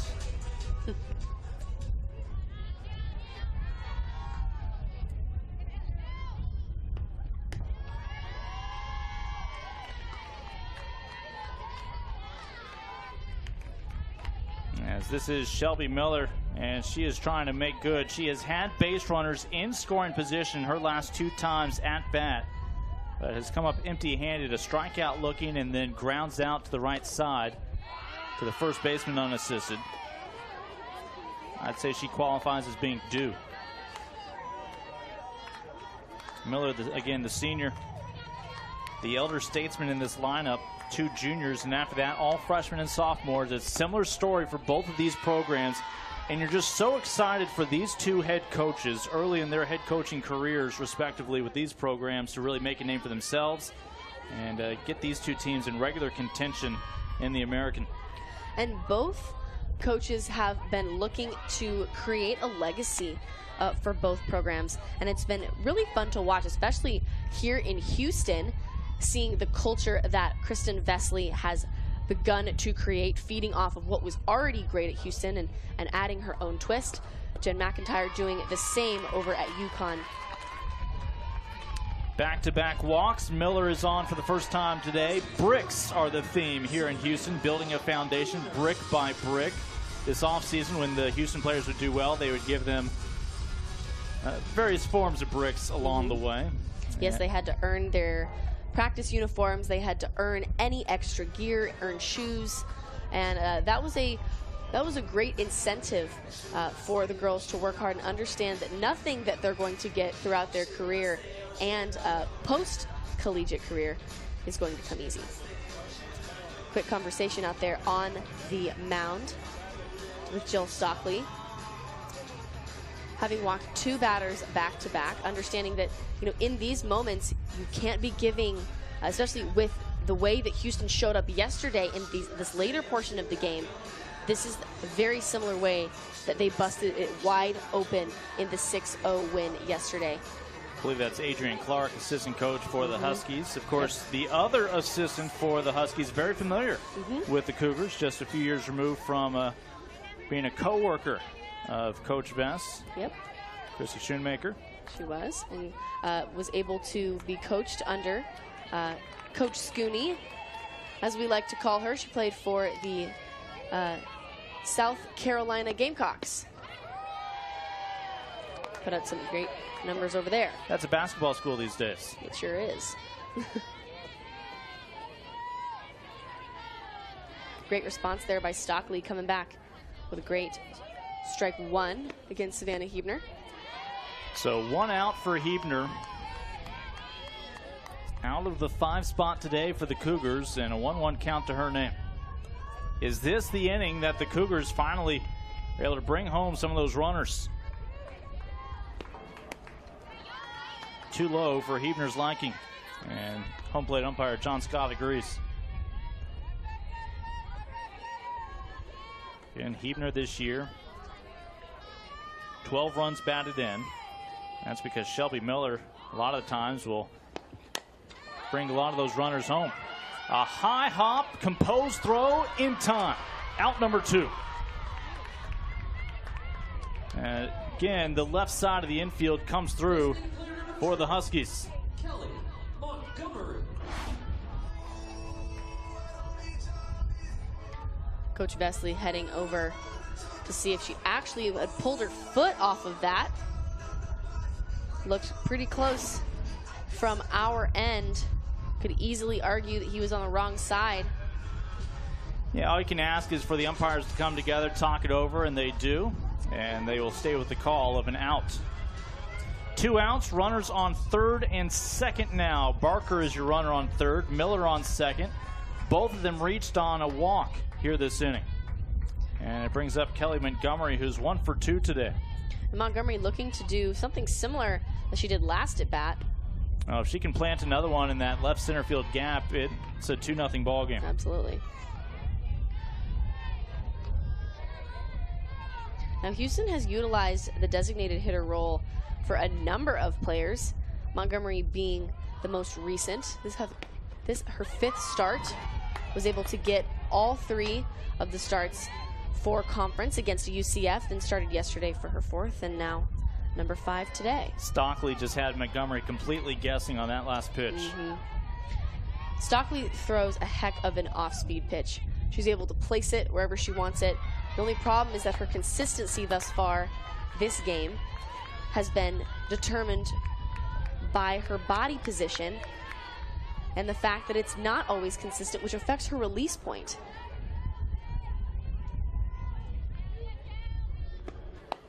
One-two, fought to the right side. Coming in, the second baseman, Townsend, cannot get it there in time. 2 runners come home for the Cougars. And we are scoreless no longer here in Houston. Oh, a bang-bang play. Can't even squeeze it in for the out when it's all said and done. And not a great pitch choice, but is able to hit that off the end of her bat, spin it as hard as she can off of the barrel. A very excited Sarah Barker and Shelby Miller coming in. Shelby Miller having great choices out there on the bases, has had some really lights out base running. Was able to take 2 bases yesterday in order to put herself in scoring position for the first run of the game yesterday, and was able to come around, knew that she was going to score with any means possible. It ruled an RBI single. And probably the only Cougar today with a multi-hit game, having put 2 hits up on the board of the 3 that Houston has thus far. And so 2 runs come home. Bottom half of the 5th underway, and we have our pinch hitter. It's not Baldridge, it's not LaBeouf. This time it's Queen. And Sarah Queen, very similar player to Brooke Vanoy in terms of stature and in terms of swing even, but actually has more of a demeanor similar to LaBeouf. Very calm, cool, and collected, doesn't get too high or too low, doesn't play emotionally the way Brooke Vanoy does. So a very good balance between the 2 sophomores is freshman Sarah Queen. Yeah, freshman from Jersey Village on the west side of Houston. Behind the count 0-2 here against Stockley.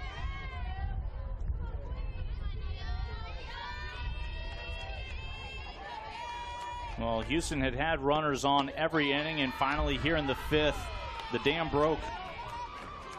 Barker and Miller, who both reached on walks, come home on the RBI single from Montgomery that just got off the edge of her bat. And Queen will put this one into center, but it hangs up long enough for Dahlman. A 2 spot in the home half of the 5th. The Cougars all of a sudden perhaps 6 outs away from taking the weekend series against UConn here on the American Digital Network.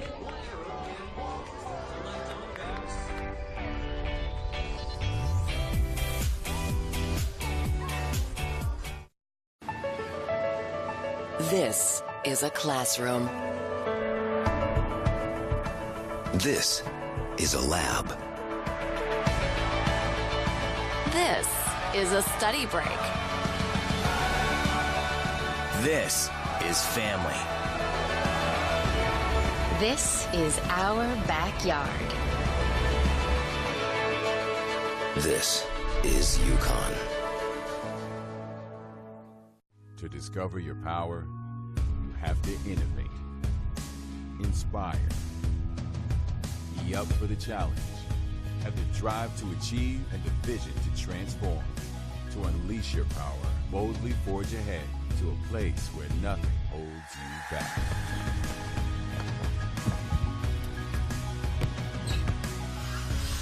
This is the University of Houston. Welcome to the Powerhouse.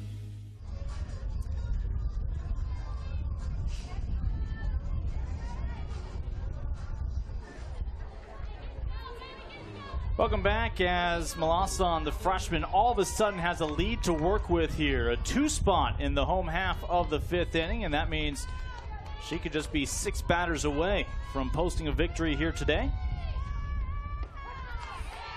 For the Huskies, it's the 9-spot, Ali Hernandez, just the 2nd time now through the lineup, and that also tells you the kind of day it's been for Houston pitching, facing just 2 more than the minimum so far. And Tristan Melanson really has been lights out all day. This ball is drilled to the wall, and that 2-run deficit has been just cut in half by Hernandez. Her first home run on the year, a big one. Melanson providing the power. And a great time to capitalize, to switch the momentum from Ali Hernandez. If there was ever a time to do it, that was it. Just a little bit too far over the plate. Like I said, there's been times where Melanson will miss. She'll throw a rise ball and it won't move. It'll just hang. And Hernandez was able to capitalize in that moment. Got to tip your hat to number 4.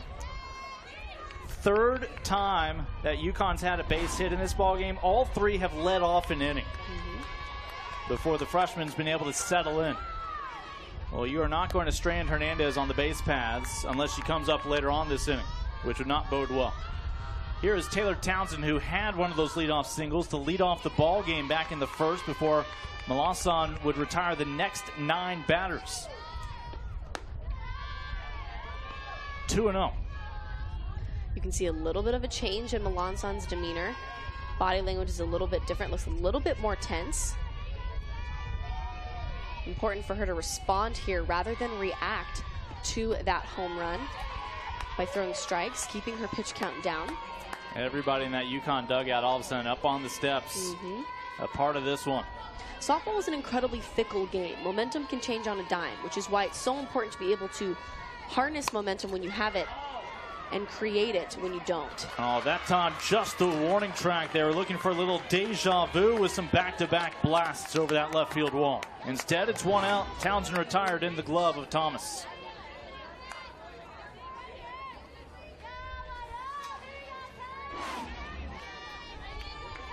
Beautiful play there by Maya Thomas. Tip your hat there to number 24. Tracks that ball well, kicks it over her shoulder. Note, I believe Elise LeBuff did re-enter defensively out there in right field after they pinch hit for her with Queen.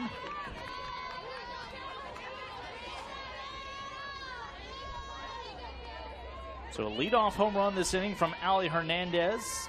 A deep fly out from Townsend, and here's Kelly Bates, who also led off an inning with a single. 1 for 2 today. The only time she was retired, again called out on the bunt attempt in the 1st. Otherwise, we have not seen a lot of small ball here today. No, we haven't. And Kelly Bates, like you said, Lincoln, having a great day thus far, able to make adjustments pitch to pitch in her at-bats, and that's what's made her so successful. However, Barker able to track that ball down. Bates getting every little bit of that ball, as she has all game long. Good read by Barker off of the bat. And Barker originally started this season at second base, but has earned her way out into the outfield, playing a little bit of right field before they started trusting her with that center field spot. Has a great eye for the outfield, reads the ball really well off the bat, is confident, instills confidence not only in her pitchers but in the defense around her. Carly Cutler at the plate is 0 for 2 today, but again, she had UConn's only 2 base hits yesterday when she went 2 for 3 against Huebner. Finds herself in the 3 spot in the lineup for the Huskies with Valerie Sadal on deck. Strikeout and a line out so far today. And Carly Cutler and Sadal are a 1-2 punch, if you will, on opposite ends of the spectrum in terms of age. Sadal being that 5th-year senior and Cutler being the standout freshman. I asked both head coach Jen McIntyre and Sadal who surprised them this year, and they both said Carly Cutler. Apparently Sadal and Cutler were having a conversation last night, having been road roomies in the hotel, and they said, you know, Sadal asked her, how are you feeling about season? She said, I didn't come in expecting to do this well. I had no expectations. And she's come out and been an absolute force to be reckoned with for this Husky team. So good to see that from number 13. Cutler digs back in. With 2 outs, trying to extend this inning, nobody on. We've already had a solo blast over the left field wall from Ali Hernandez to make this just a 1-run ball game. All of the runs in this game have come now in the last 2 half innings. The freshman fires the 2-2 and will keep the count right where it is. Tristan Malasan again, 7 strikeouts here today. That's one shy of that 8 strikeout performance she had in the no-hitter in her first ever win against Rhode Island. And anytime you have a season high as a freshman, obviously that's a career high as well. Both teams so vocal right now in their dugouts, riding the highs and lows with each pitch. Cutler back in, 2-2 to her name. And we'll fight another one out of play. And a team like UConn, like you said, is really going to ride this high, right? So they do really well when they are feeling the energy, feeling the momentum. In contrast, Houston does better when they're a little bit more even keeled. Can't get too high, but certainly can't get too low. So them being out of that sweet spot can be detrimental for Houston. So it's going to be important for them to maintain their composure. Could not get Cutler to chase to end this inning. UConn has traditionally struggled against the Cougars. Last year they picked up their first ever victory against Houston.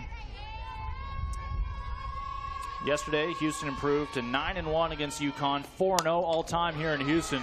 This is another towering blast, carrying back to that right field wall, off of the wall.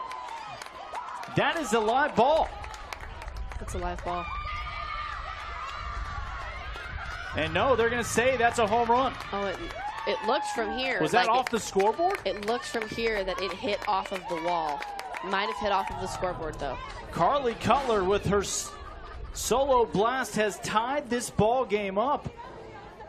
We just thought the right fielder out there, LaBeouf, had misread this as we saw it go off the wall, but apparently it must have hit the scoreboard right above it. We thought that was a live ball with everybody coming to a rest. Apologies for doubting the power of Carly Cutler. Well, and that's what you've really come to expect from Cutler all season long. It's been that clutch player. Coming into this weekend, she and Sadal tied for team high 27 hits. Her third home run, 13th RBI of the year, good enough to tie up this ball game.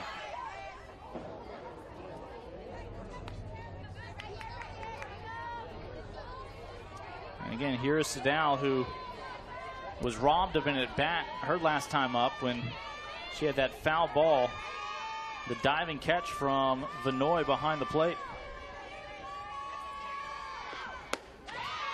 Got her on strikes, will match her career high, an 8th strikeout, but not before 2 solo shots in the 6th inning for UConn. Ali Hernandez got it started with her first blast of her sophomore campaign, and then Carly Cutler pulls it even, 2 apiece.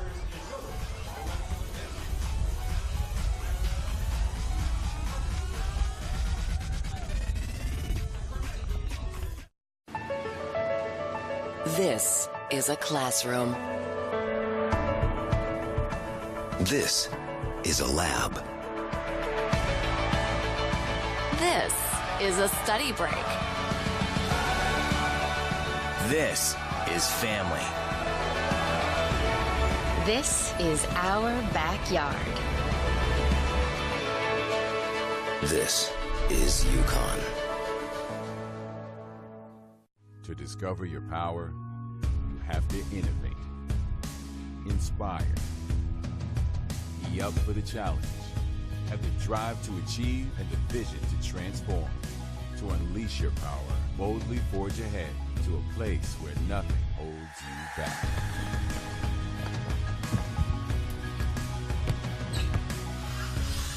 This is the University of Houston. Welcome to the Powerhouse. Welcome back. A couple of runs in the past 2 half innings. Cougars got it started in the bottom of the 5th. Top of the 6th, UConn answers with a couple of solo shots as UConn will continue with Jill Stockley. And at the plate for the Cougars, this is Rachel Hill out of Lufkin, Texas, from East Texas. A modest 5 feet 10 inches tall, the sophomore. And Rachel Hill, known to her teammates and to this program as being one of the offensive powerhouses that they have on their bench. Hasn't gotten a whole lot of starts this season, but she has gotten quite a few pinch hit at-bats. No surprise that she's going to look to do some damage here, start things off. It's her 19th game of the year. 3 base hits this year so far. But again, Rachel out of East Texas, the sophomore, is batting for Mariah Garcia in the 8th spot. And gets underneath this one. The wind will not carry it out.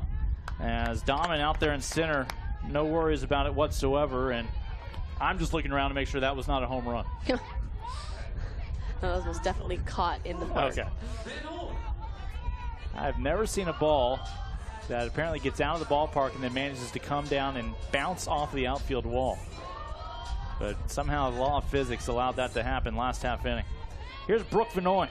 She's been hit by a pitch, and she's also hit a pitch with a single, 1 for 1 today.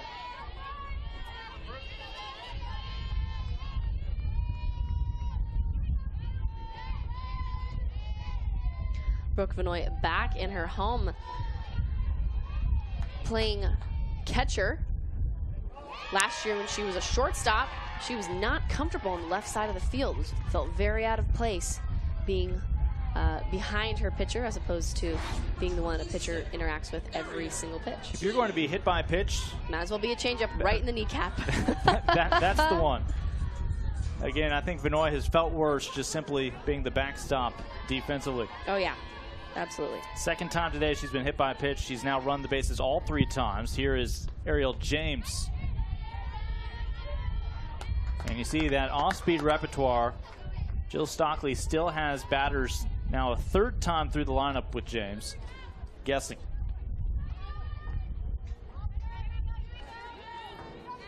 Well, Houston was feeling pretty good. Gave themselves a 2-run lead last inning on the RBI single. That ball never got out of the inning off the bat of Kelly Montgomery. And then a couple of balls that very much got out of the infield off of UConn bats.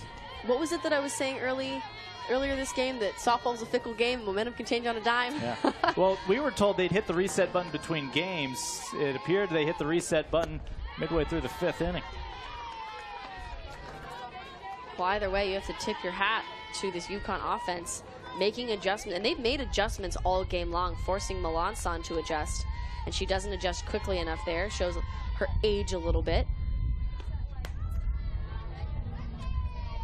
That's an age that could barely vote for the presidential election back in November. And was probably getting ready for prom about a year ago. 8 wins under her belt, looking for win number 9. Got her chasing. And that's an incredibly defensive swing from Ariel James. And if you know the type of hitter that James is, you know that she's going to be frustrated with that, as humble as she is. Stockley with her 2nd strikeout on the day after issuing a free pass a couple of batters earlier. Maya Thompson will make the walk up to the plate. Reached on a fielder's choice, has grounded out twice today. 0 for 3, and that's a foul ball.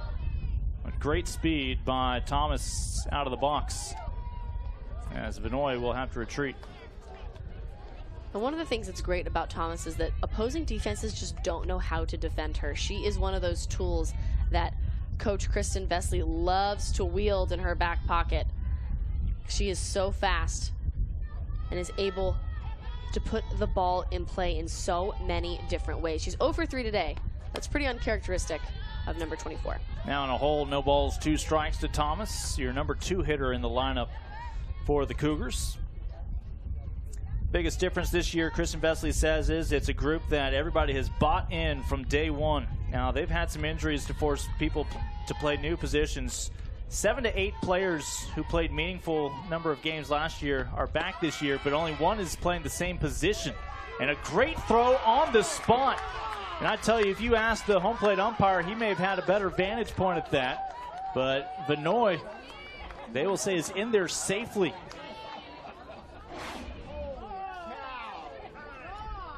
Great another stolen look base there by Brooke Vinoy, blocking the plate a little bit is Taylor Townsend. Bobs Brooke Vinoy in the face, in the helmet. That's part of the game. Got to brush the dirt off your uniform and get up. Yeah, she was hit by a pitch to get on. And a close play. This one lofted. Infield was playing up. It'll get down. Runner never slows down. Vinoy comes home, and the Cougars reclaim the lead. A double for Maya Thomas. And great base running there by Brooke Vinoy. And that is super key. That stolen base right there, that free pass that UConn gives up, that's a great piece of base running there from Brooke Vinoy. That is what I'm talking about, that catalyst player. She sets her team up for success consistently. Brooke, you will not see Vinoy slow down. Rounding third, a no-doubter.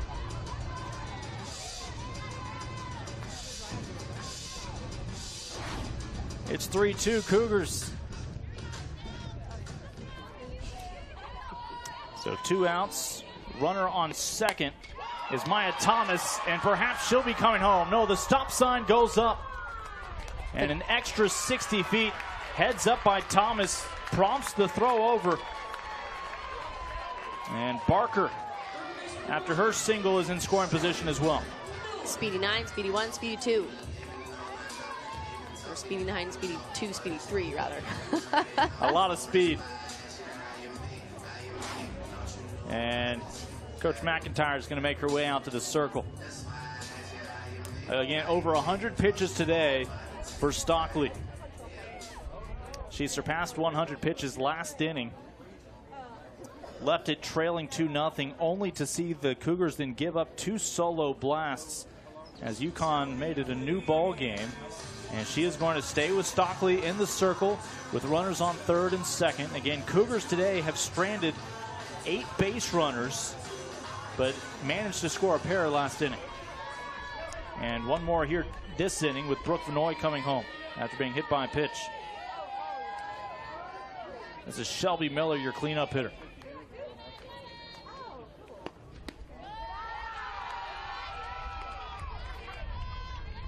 Shelby Miller oscillating between getting walked and being struck out all weekend long.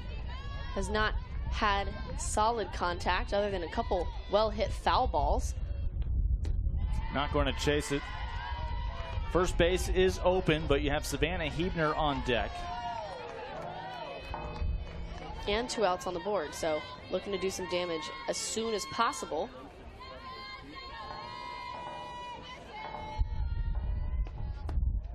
And they have no interest, it appears, in offering Miller anything she can offer her bat at. Maya Thomas is your runner on third. Sarah Barker is on second. Both of them productive this inning.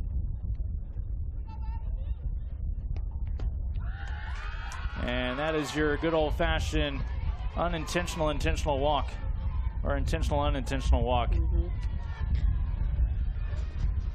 Stockley having a hard time finding the strike zone these last couple innings. Again, these UConn pitchers throwing way too many pitches in order to be successful. They're allowing Houston to get too much of a look at what they're throwing. There's nothing more frustrating to a batter than only getting the 3 pitches that they have to swing at. They don't have any time to settle into their at-bat, and UConn has given them, over the course of these past 2 games, too much time to settle in to their at-bats, not making them uncomfortable enough. Especially with an offense like Houston, they're going to capitalize, especially later in this game, in their 3rd and 4th at-bats. The 6'1" Savannah Hebner has a chance to blow this game open. Right now, just a 1-run affair The base is loaded. Thomas, Barker, and Miller all on.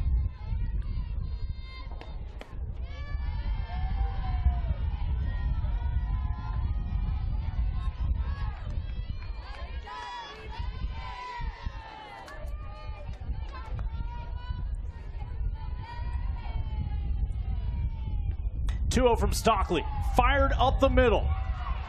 And off of her back foot, not in time, 2-run score. Not only did Maya Thomas traverse the 60 feet home, but Sarah Barker scores on that infield ball from second base.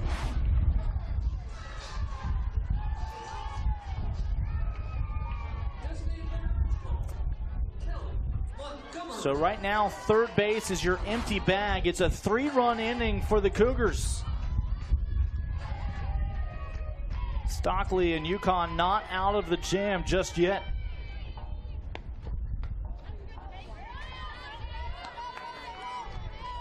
I'm loving the body language that I've seen from Montgomery over these past couple starts. Looks a lot more confident up there, having been now the only Cougar, or one of the only Cougars this weekend with a multi-hit game. Yeah, 2 for 3 today. Grounded out to the pitcher in the first, but singles each of the last 2 innings. Things are going well when you're batting for a 3rd straight inning. Absolutely. She's the 8th hitter to come up here in the 6th.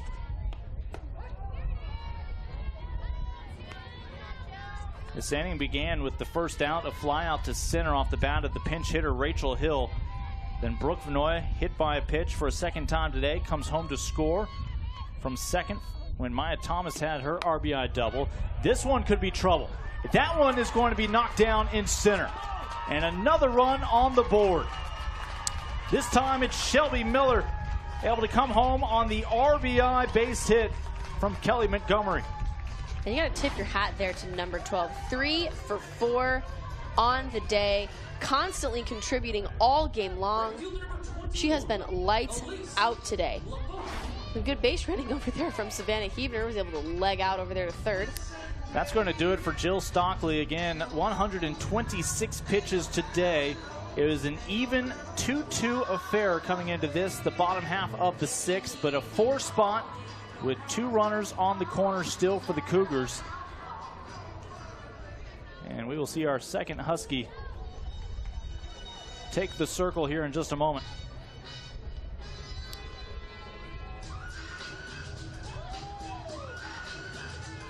It's going to be Chelsea Eckert, the junior out of Branchville, New Jersey. And Eckert was in relief of Katie Kosh's yesterday. The Cougars were able to put a couple more runs off of Eckert. 3rd appearance on the year for Eckert. No decisions as of yet. A young lady with 4 2/3 inning of work. Struck out 1 and walked 3 so far this year. Opposing hitters again in a limited sample size, hitting .417 against Eckert with a 9.00 ERA. The junior right now is charged with just finding that 3rd out. 2 of the first 3 batters for Houston were retired this inning, a flyout and a strikeout. Since then, 5 more Cougars have come to the plate. They've all reached. 3 of them have even come home to score. And this is quite the 2-out rally at home for the Houston Cougars. A 6-0 win yesterday, another 6 spot here late in this ball game today. In fact, it all got started a full inning later than yesterday. Keeping us on our toes for 1 extra inning. That alumni game may have to wait, though, for a little bit. This is your 9th batter of the inning. As we're back to Elise LaBeouf, who again re-entered defensively last half inning. And Elise LaBeouf takes a check swing at that, and that's one of the most frustrating things now on the other side of the line as a coach and as a broadcaster, seeing players take a check swing and understanding finally why it was so frustrating when my own coaches saw me take one. If you're going to take a swing, you need to be decisive. Decide that you're going to take a hack. Swing hard just in case you hit it.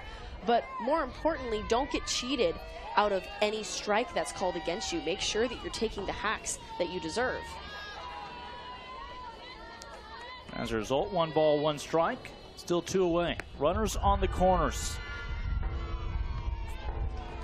We've seen Vinoy, Thomas, Barker, and Miller all score this inning for the Cougars.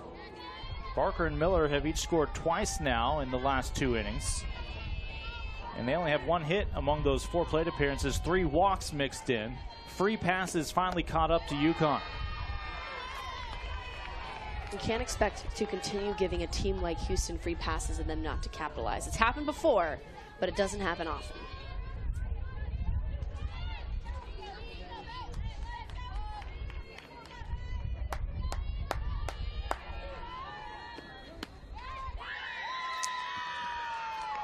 And again, the first batter faced. It's a walk with 2 outs. LaBeouf, the 3rd free pass of this inning alone for a Houston Cougar.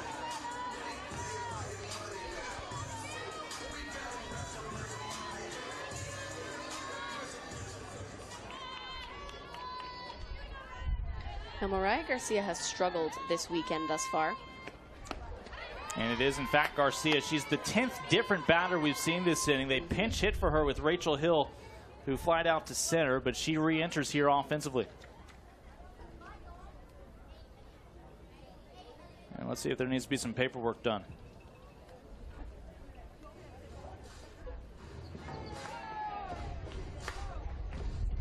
As Coach Vesely talking to home plate umpire John Scott. This is usually where you talk about a runner. I don't know how important a runner would be right here. No, it's just simply to officially say that Mariah Garcia has re-entered. Important that Coach Vesely does that, because in the event that she doesn't and Mariah Garcia gets a hit, she is going to be out if it's noticed by the UConn staff and they bring it to the umpire's attention. 1-1. Bases loaded for the 2nd time this inning. Brooke Vinoy is the young lady wearing the catcher's shin guards. I always felt like as a batter, if the catcher's on deck, they just don't have enough confidence in you if they're going to keep their shin guards on. I realize it's really more for practicality purposes. Yeah, practicality, being able to transition to defense quicker. It's easy for those of us to criticize who don't have to strap on the headgear, the chest protector, the shin guards that we see from Chloe Kearns. Still 2 outs. And there is strike 3, a strikeout for Eckert.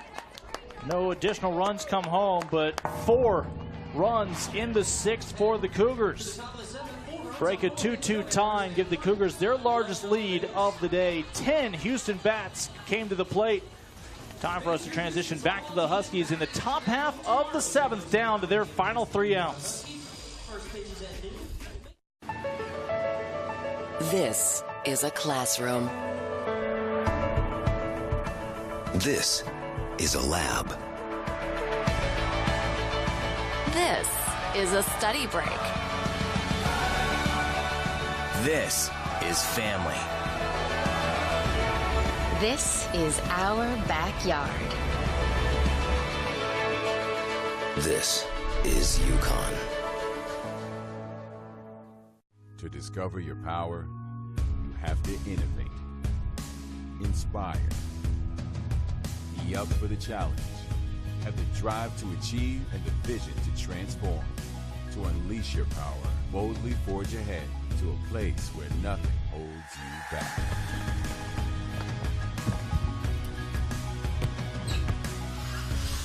This is the University of Houston.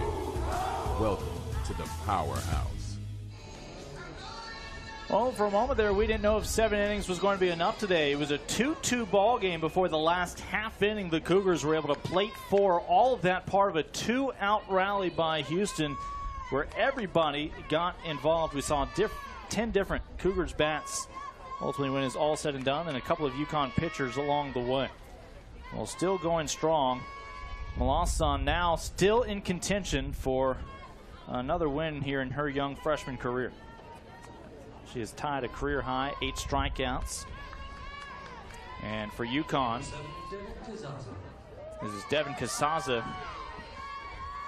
typically a DP in the lineup. Taylor Smith today was your starting DP, but struck out each of her first 2 at-bats.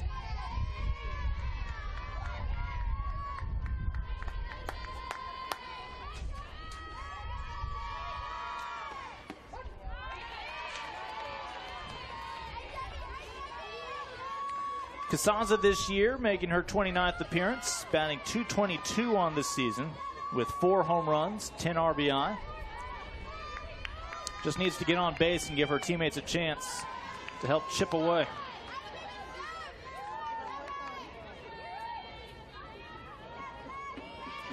Melanson emulating her sophomore counterpart in Huebner. A lot of 1-2 counts today. Making quick work of many of these Husky batters.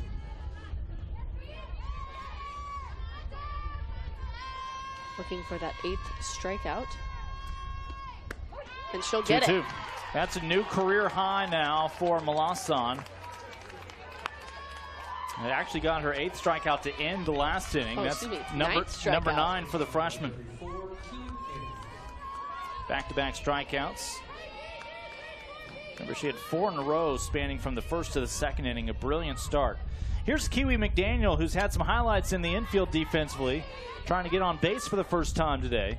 A strikeout and a fly out so far.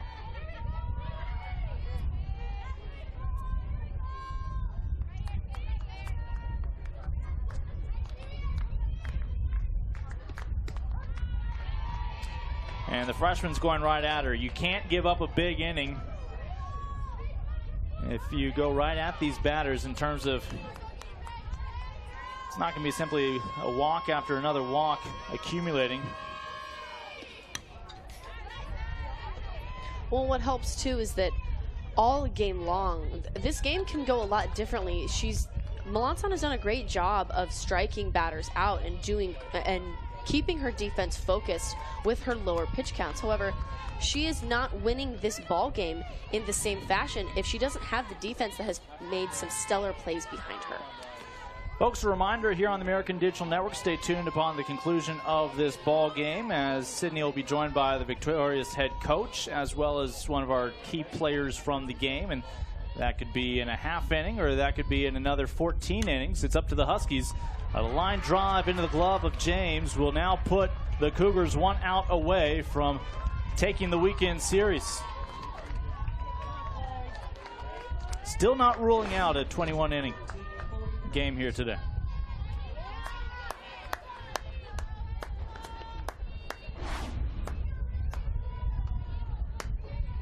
Chloe Kearns will take one high. Chloe today a pop out and a foul out, 0 for 2. And you see all the rally visors just off the tip of the bat. Chloe Kearns right on that ball. You can tell by the way she fouls it straight back. It's indicative to both us up here and down on the field that her timing is perfect for the speed of that pitch. This is the first of over 30 spring sports broadcasts, including 3 regular season softball games before we give you the wall-to-wall coverage of the softball championship over in North Carolina, right before handing off the championship game to our friends over at ESPN. And Vinoy almost had a chance to put the appropriate punctuation on this one with that hustle. Oh, what a bright spot Brooke has been today.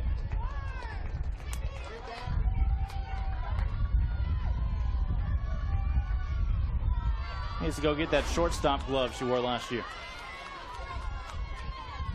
2 balls, 2 strikes, the freshman in the circle. This one out towards center, and it will get down. Ball game continues. It's a 2-out base hit by Chloe Kearns.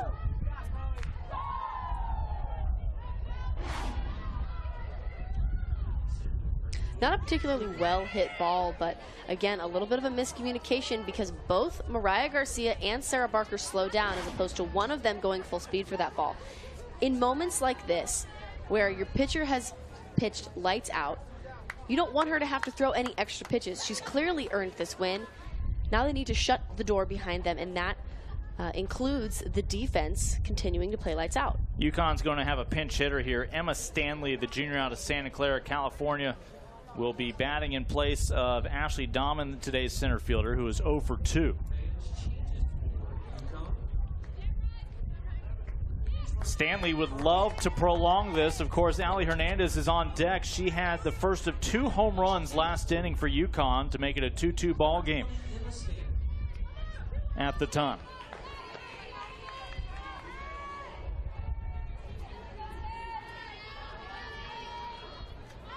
So looking for some pinch hitting success with 2 outs in the top half of the 7th inning. First pitch swinging. Out of play. And pinch hitters in these situations have a very special role. The average pinch hitter fails 85% of the time compared to somebody who starts regularly.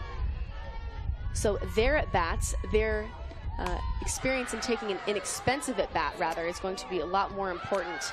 Outfield was playing in. This will cost the Cougars a run.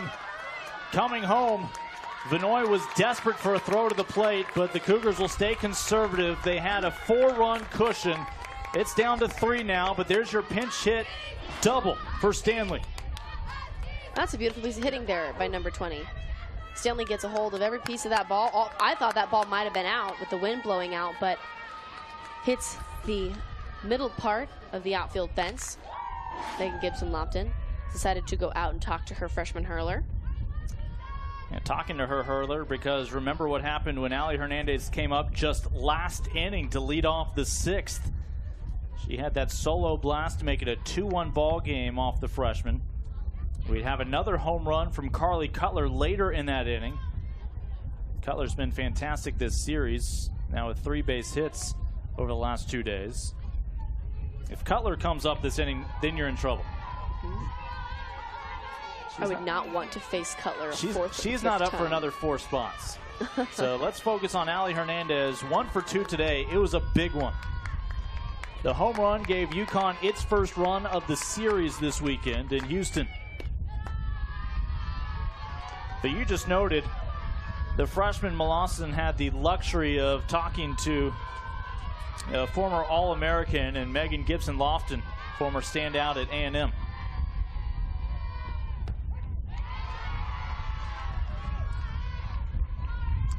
One ball, 1 strike with 2 away. And even if Hernandez were to conquer the outfield wall again here, it would still be a 1-run lead for Houston. 1 out away from the victory. Cannot paint the outer edge. Taylor Townsend scheduled to bat next. Kelly Bates in the hole. Stanley with the pinch hit RBI double on second. Just off the tip of the bat. 5th batter this inning. Allie Hernandez has packed a punch this game. Coming into this game batting 163, but you wouldn't know it by the way she's taking her hacks and the impact that she's made for this Husky offense. 2-2 chopper snagged by Miller. And this ball game continues. The runner Stanley comes home. And what was a 4-run lead for the Cougars with 2 outs, all of this still with 2 outs, it's been cut down to a pair. Melanson does her job, keeps that ball low. Shelby Miller can just not get that throw out of her hand in a way that is easy for Huebner to catch. And the first error on Houston extends this ball game now. Taylor Townsend, who is 1 for 3. She had the leadoff single in this ball game. She is the 4th batter to come up for UConn with 2 outs. The previous 3 have all reached. The first 2 have all come home to score.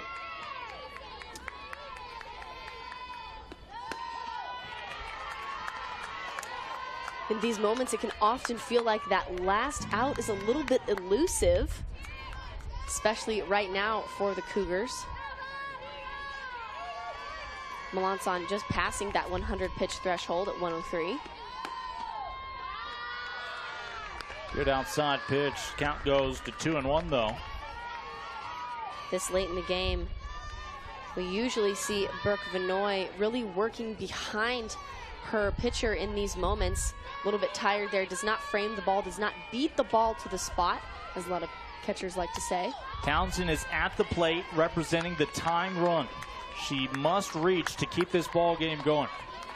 Just 3 runs batted in on the year for Taylor Townsend. Coming into today.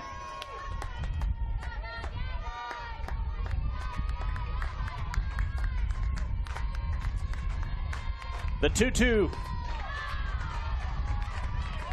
And the count goes full with 2 outs.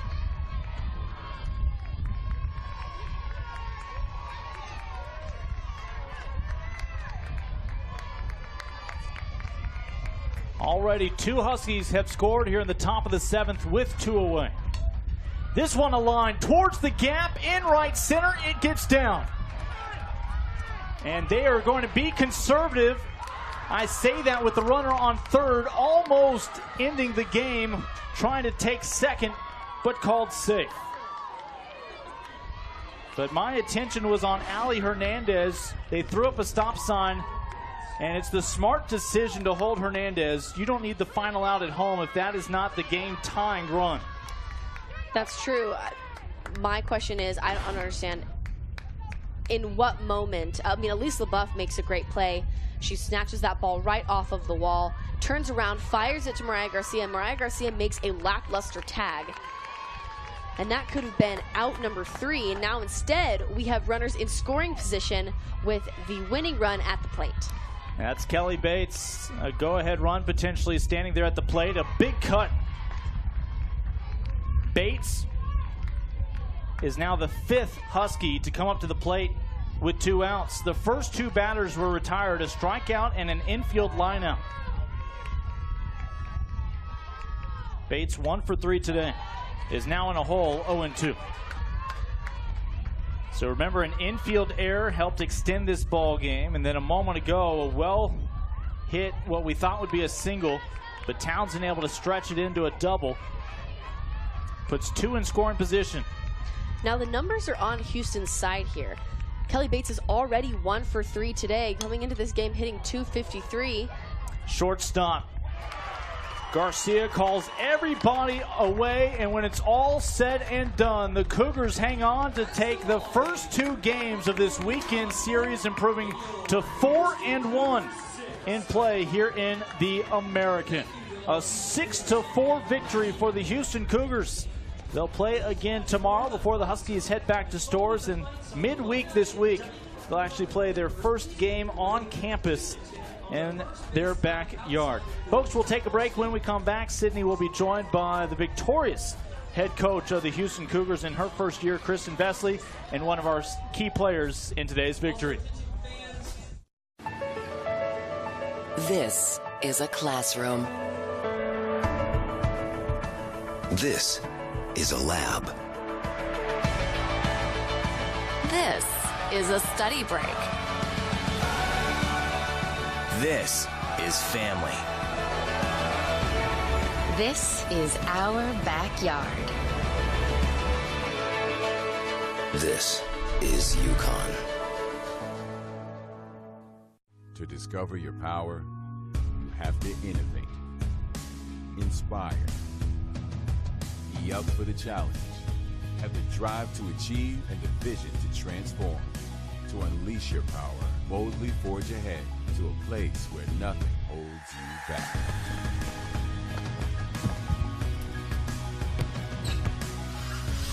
This is the University of Houston.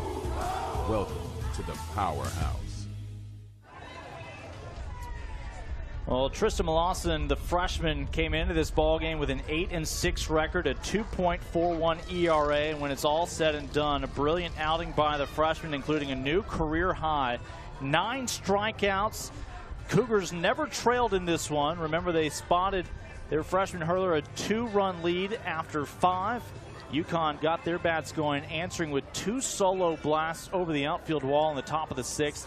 But the Cougars' 4 spot in the bottom of the 6 would be just enough to hang on for a 6-4 victory. Huskies tried for a 2-out rally of their own, but ultimately would come up short. Again, after they break that team huddle, we'll have a chance to catch up with the victorious Cougars. We'll have all that when we return here on the American Digital Network. This is a classroom. This is a lab. This is a study break. This is family. This is our backyard. This is UConn. To discover your power, you have to innovate, inspire, be up for the challenge, have the drive to achieve and the vision to transform. To unleash your power, boldly forge ahead to a place where nothing holds you back.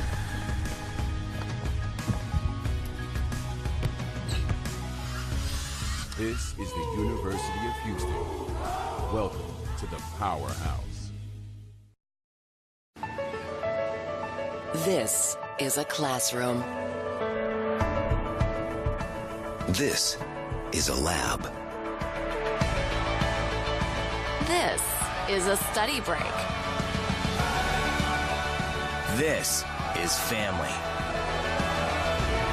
This is our backyard. This is UConn. To discover your power, Welcome back. Cougars with a 6-4 victory. Lincoln Rose with you. Let's now toss it down to the field to Sydney Gearbrock, who is with the victorious head coach Kristen Vesley and her winning pitcher today, Tristan Malasson. Down here with winning head coach Kristen Vesley. Coach, tell us a little bit about what the adjustments were for your offense coming into today's game. You know, we hadn't seen her, so I was really happy with our bats getting better the second and third time through. She did a really good job of throwing off speed and a changeup, and she established her hard pitch early in the game. She did a good job, and I thought the offense did better as we went through, picking the right speed and staying on time.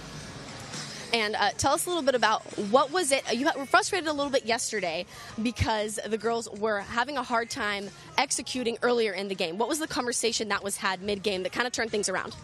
Cardiac Cougs. I mean, they love to play when their back's against the wall. When they got ahead early and the other team tied it up, they said, okay, all right, we'll play again. And they got a little better offensive, a little sharper, a little bit more disciplined, and made a game of it. Well, thank you for your insight, Coach. Congratulations. How are you? Good. And let's send it back as she's with now your winning head coach, pitcher Malasson. Down here with winning pitcher Tristan Malasson. Tristan, congratulations on the win and another career high of 9 strikeouts. Tell me, what was the conversation after those home runs that were hit in later in the game? What was the conversation you had with your coach? She just told me to keep doing what I had been doing the whole time because it had been working up until that point, and it just kind of missed a couple spots in the wrong time, and they got some good swings on them. But she told me just to keep doing what I was doing and continue pressing forward because that I could finish it out. So. Absolutely. And your defense played lights out behind you today for the most part. Brooke Vinoy in particular. What is it about your relationship with her that makes you guys such a great pair? We're really close, and she always calms me down, and she knows how to say the right things to make me laugh or smile whenever I get too uptight or things like that. So she definitely keeps me loose and light on my feet. So. I got to talk to her a little bit before the game, and she was very complimentary of you. So, again, congratulations, and you can go ahead and go enjoy your team. All right, thank you very much, Sydney. You heard the head coach, Kristen Vesley, call them the Cardiac Cougs against UCF in their opening series in American play. They trailed in all 3 ball games, but bounced back to take 2 of the 3. They have yet to trail against the Huskies this weekend. They'll play the 3rd and final game tomorrow after the Cougars win yesterday 6-0, today 6-4, and stay in the hunt for an American championship. Now 4-1 in conference play.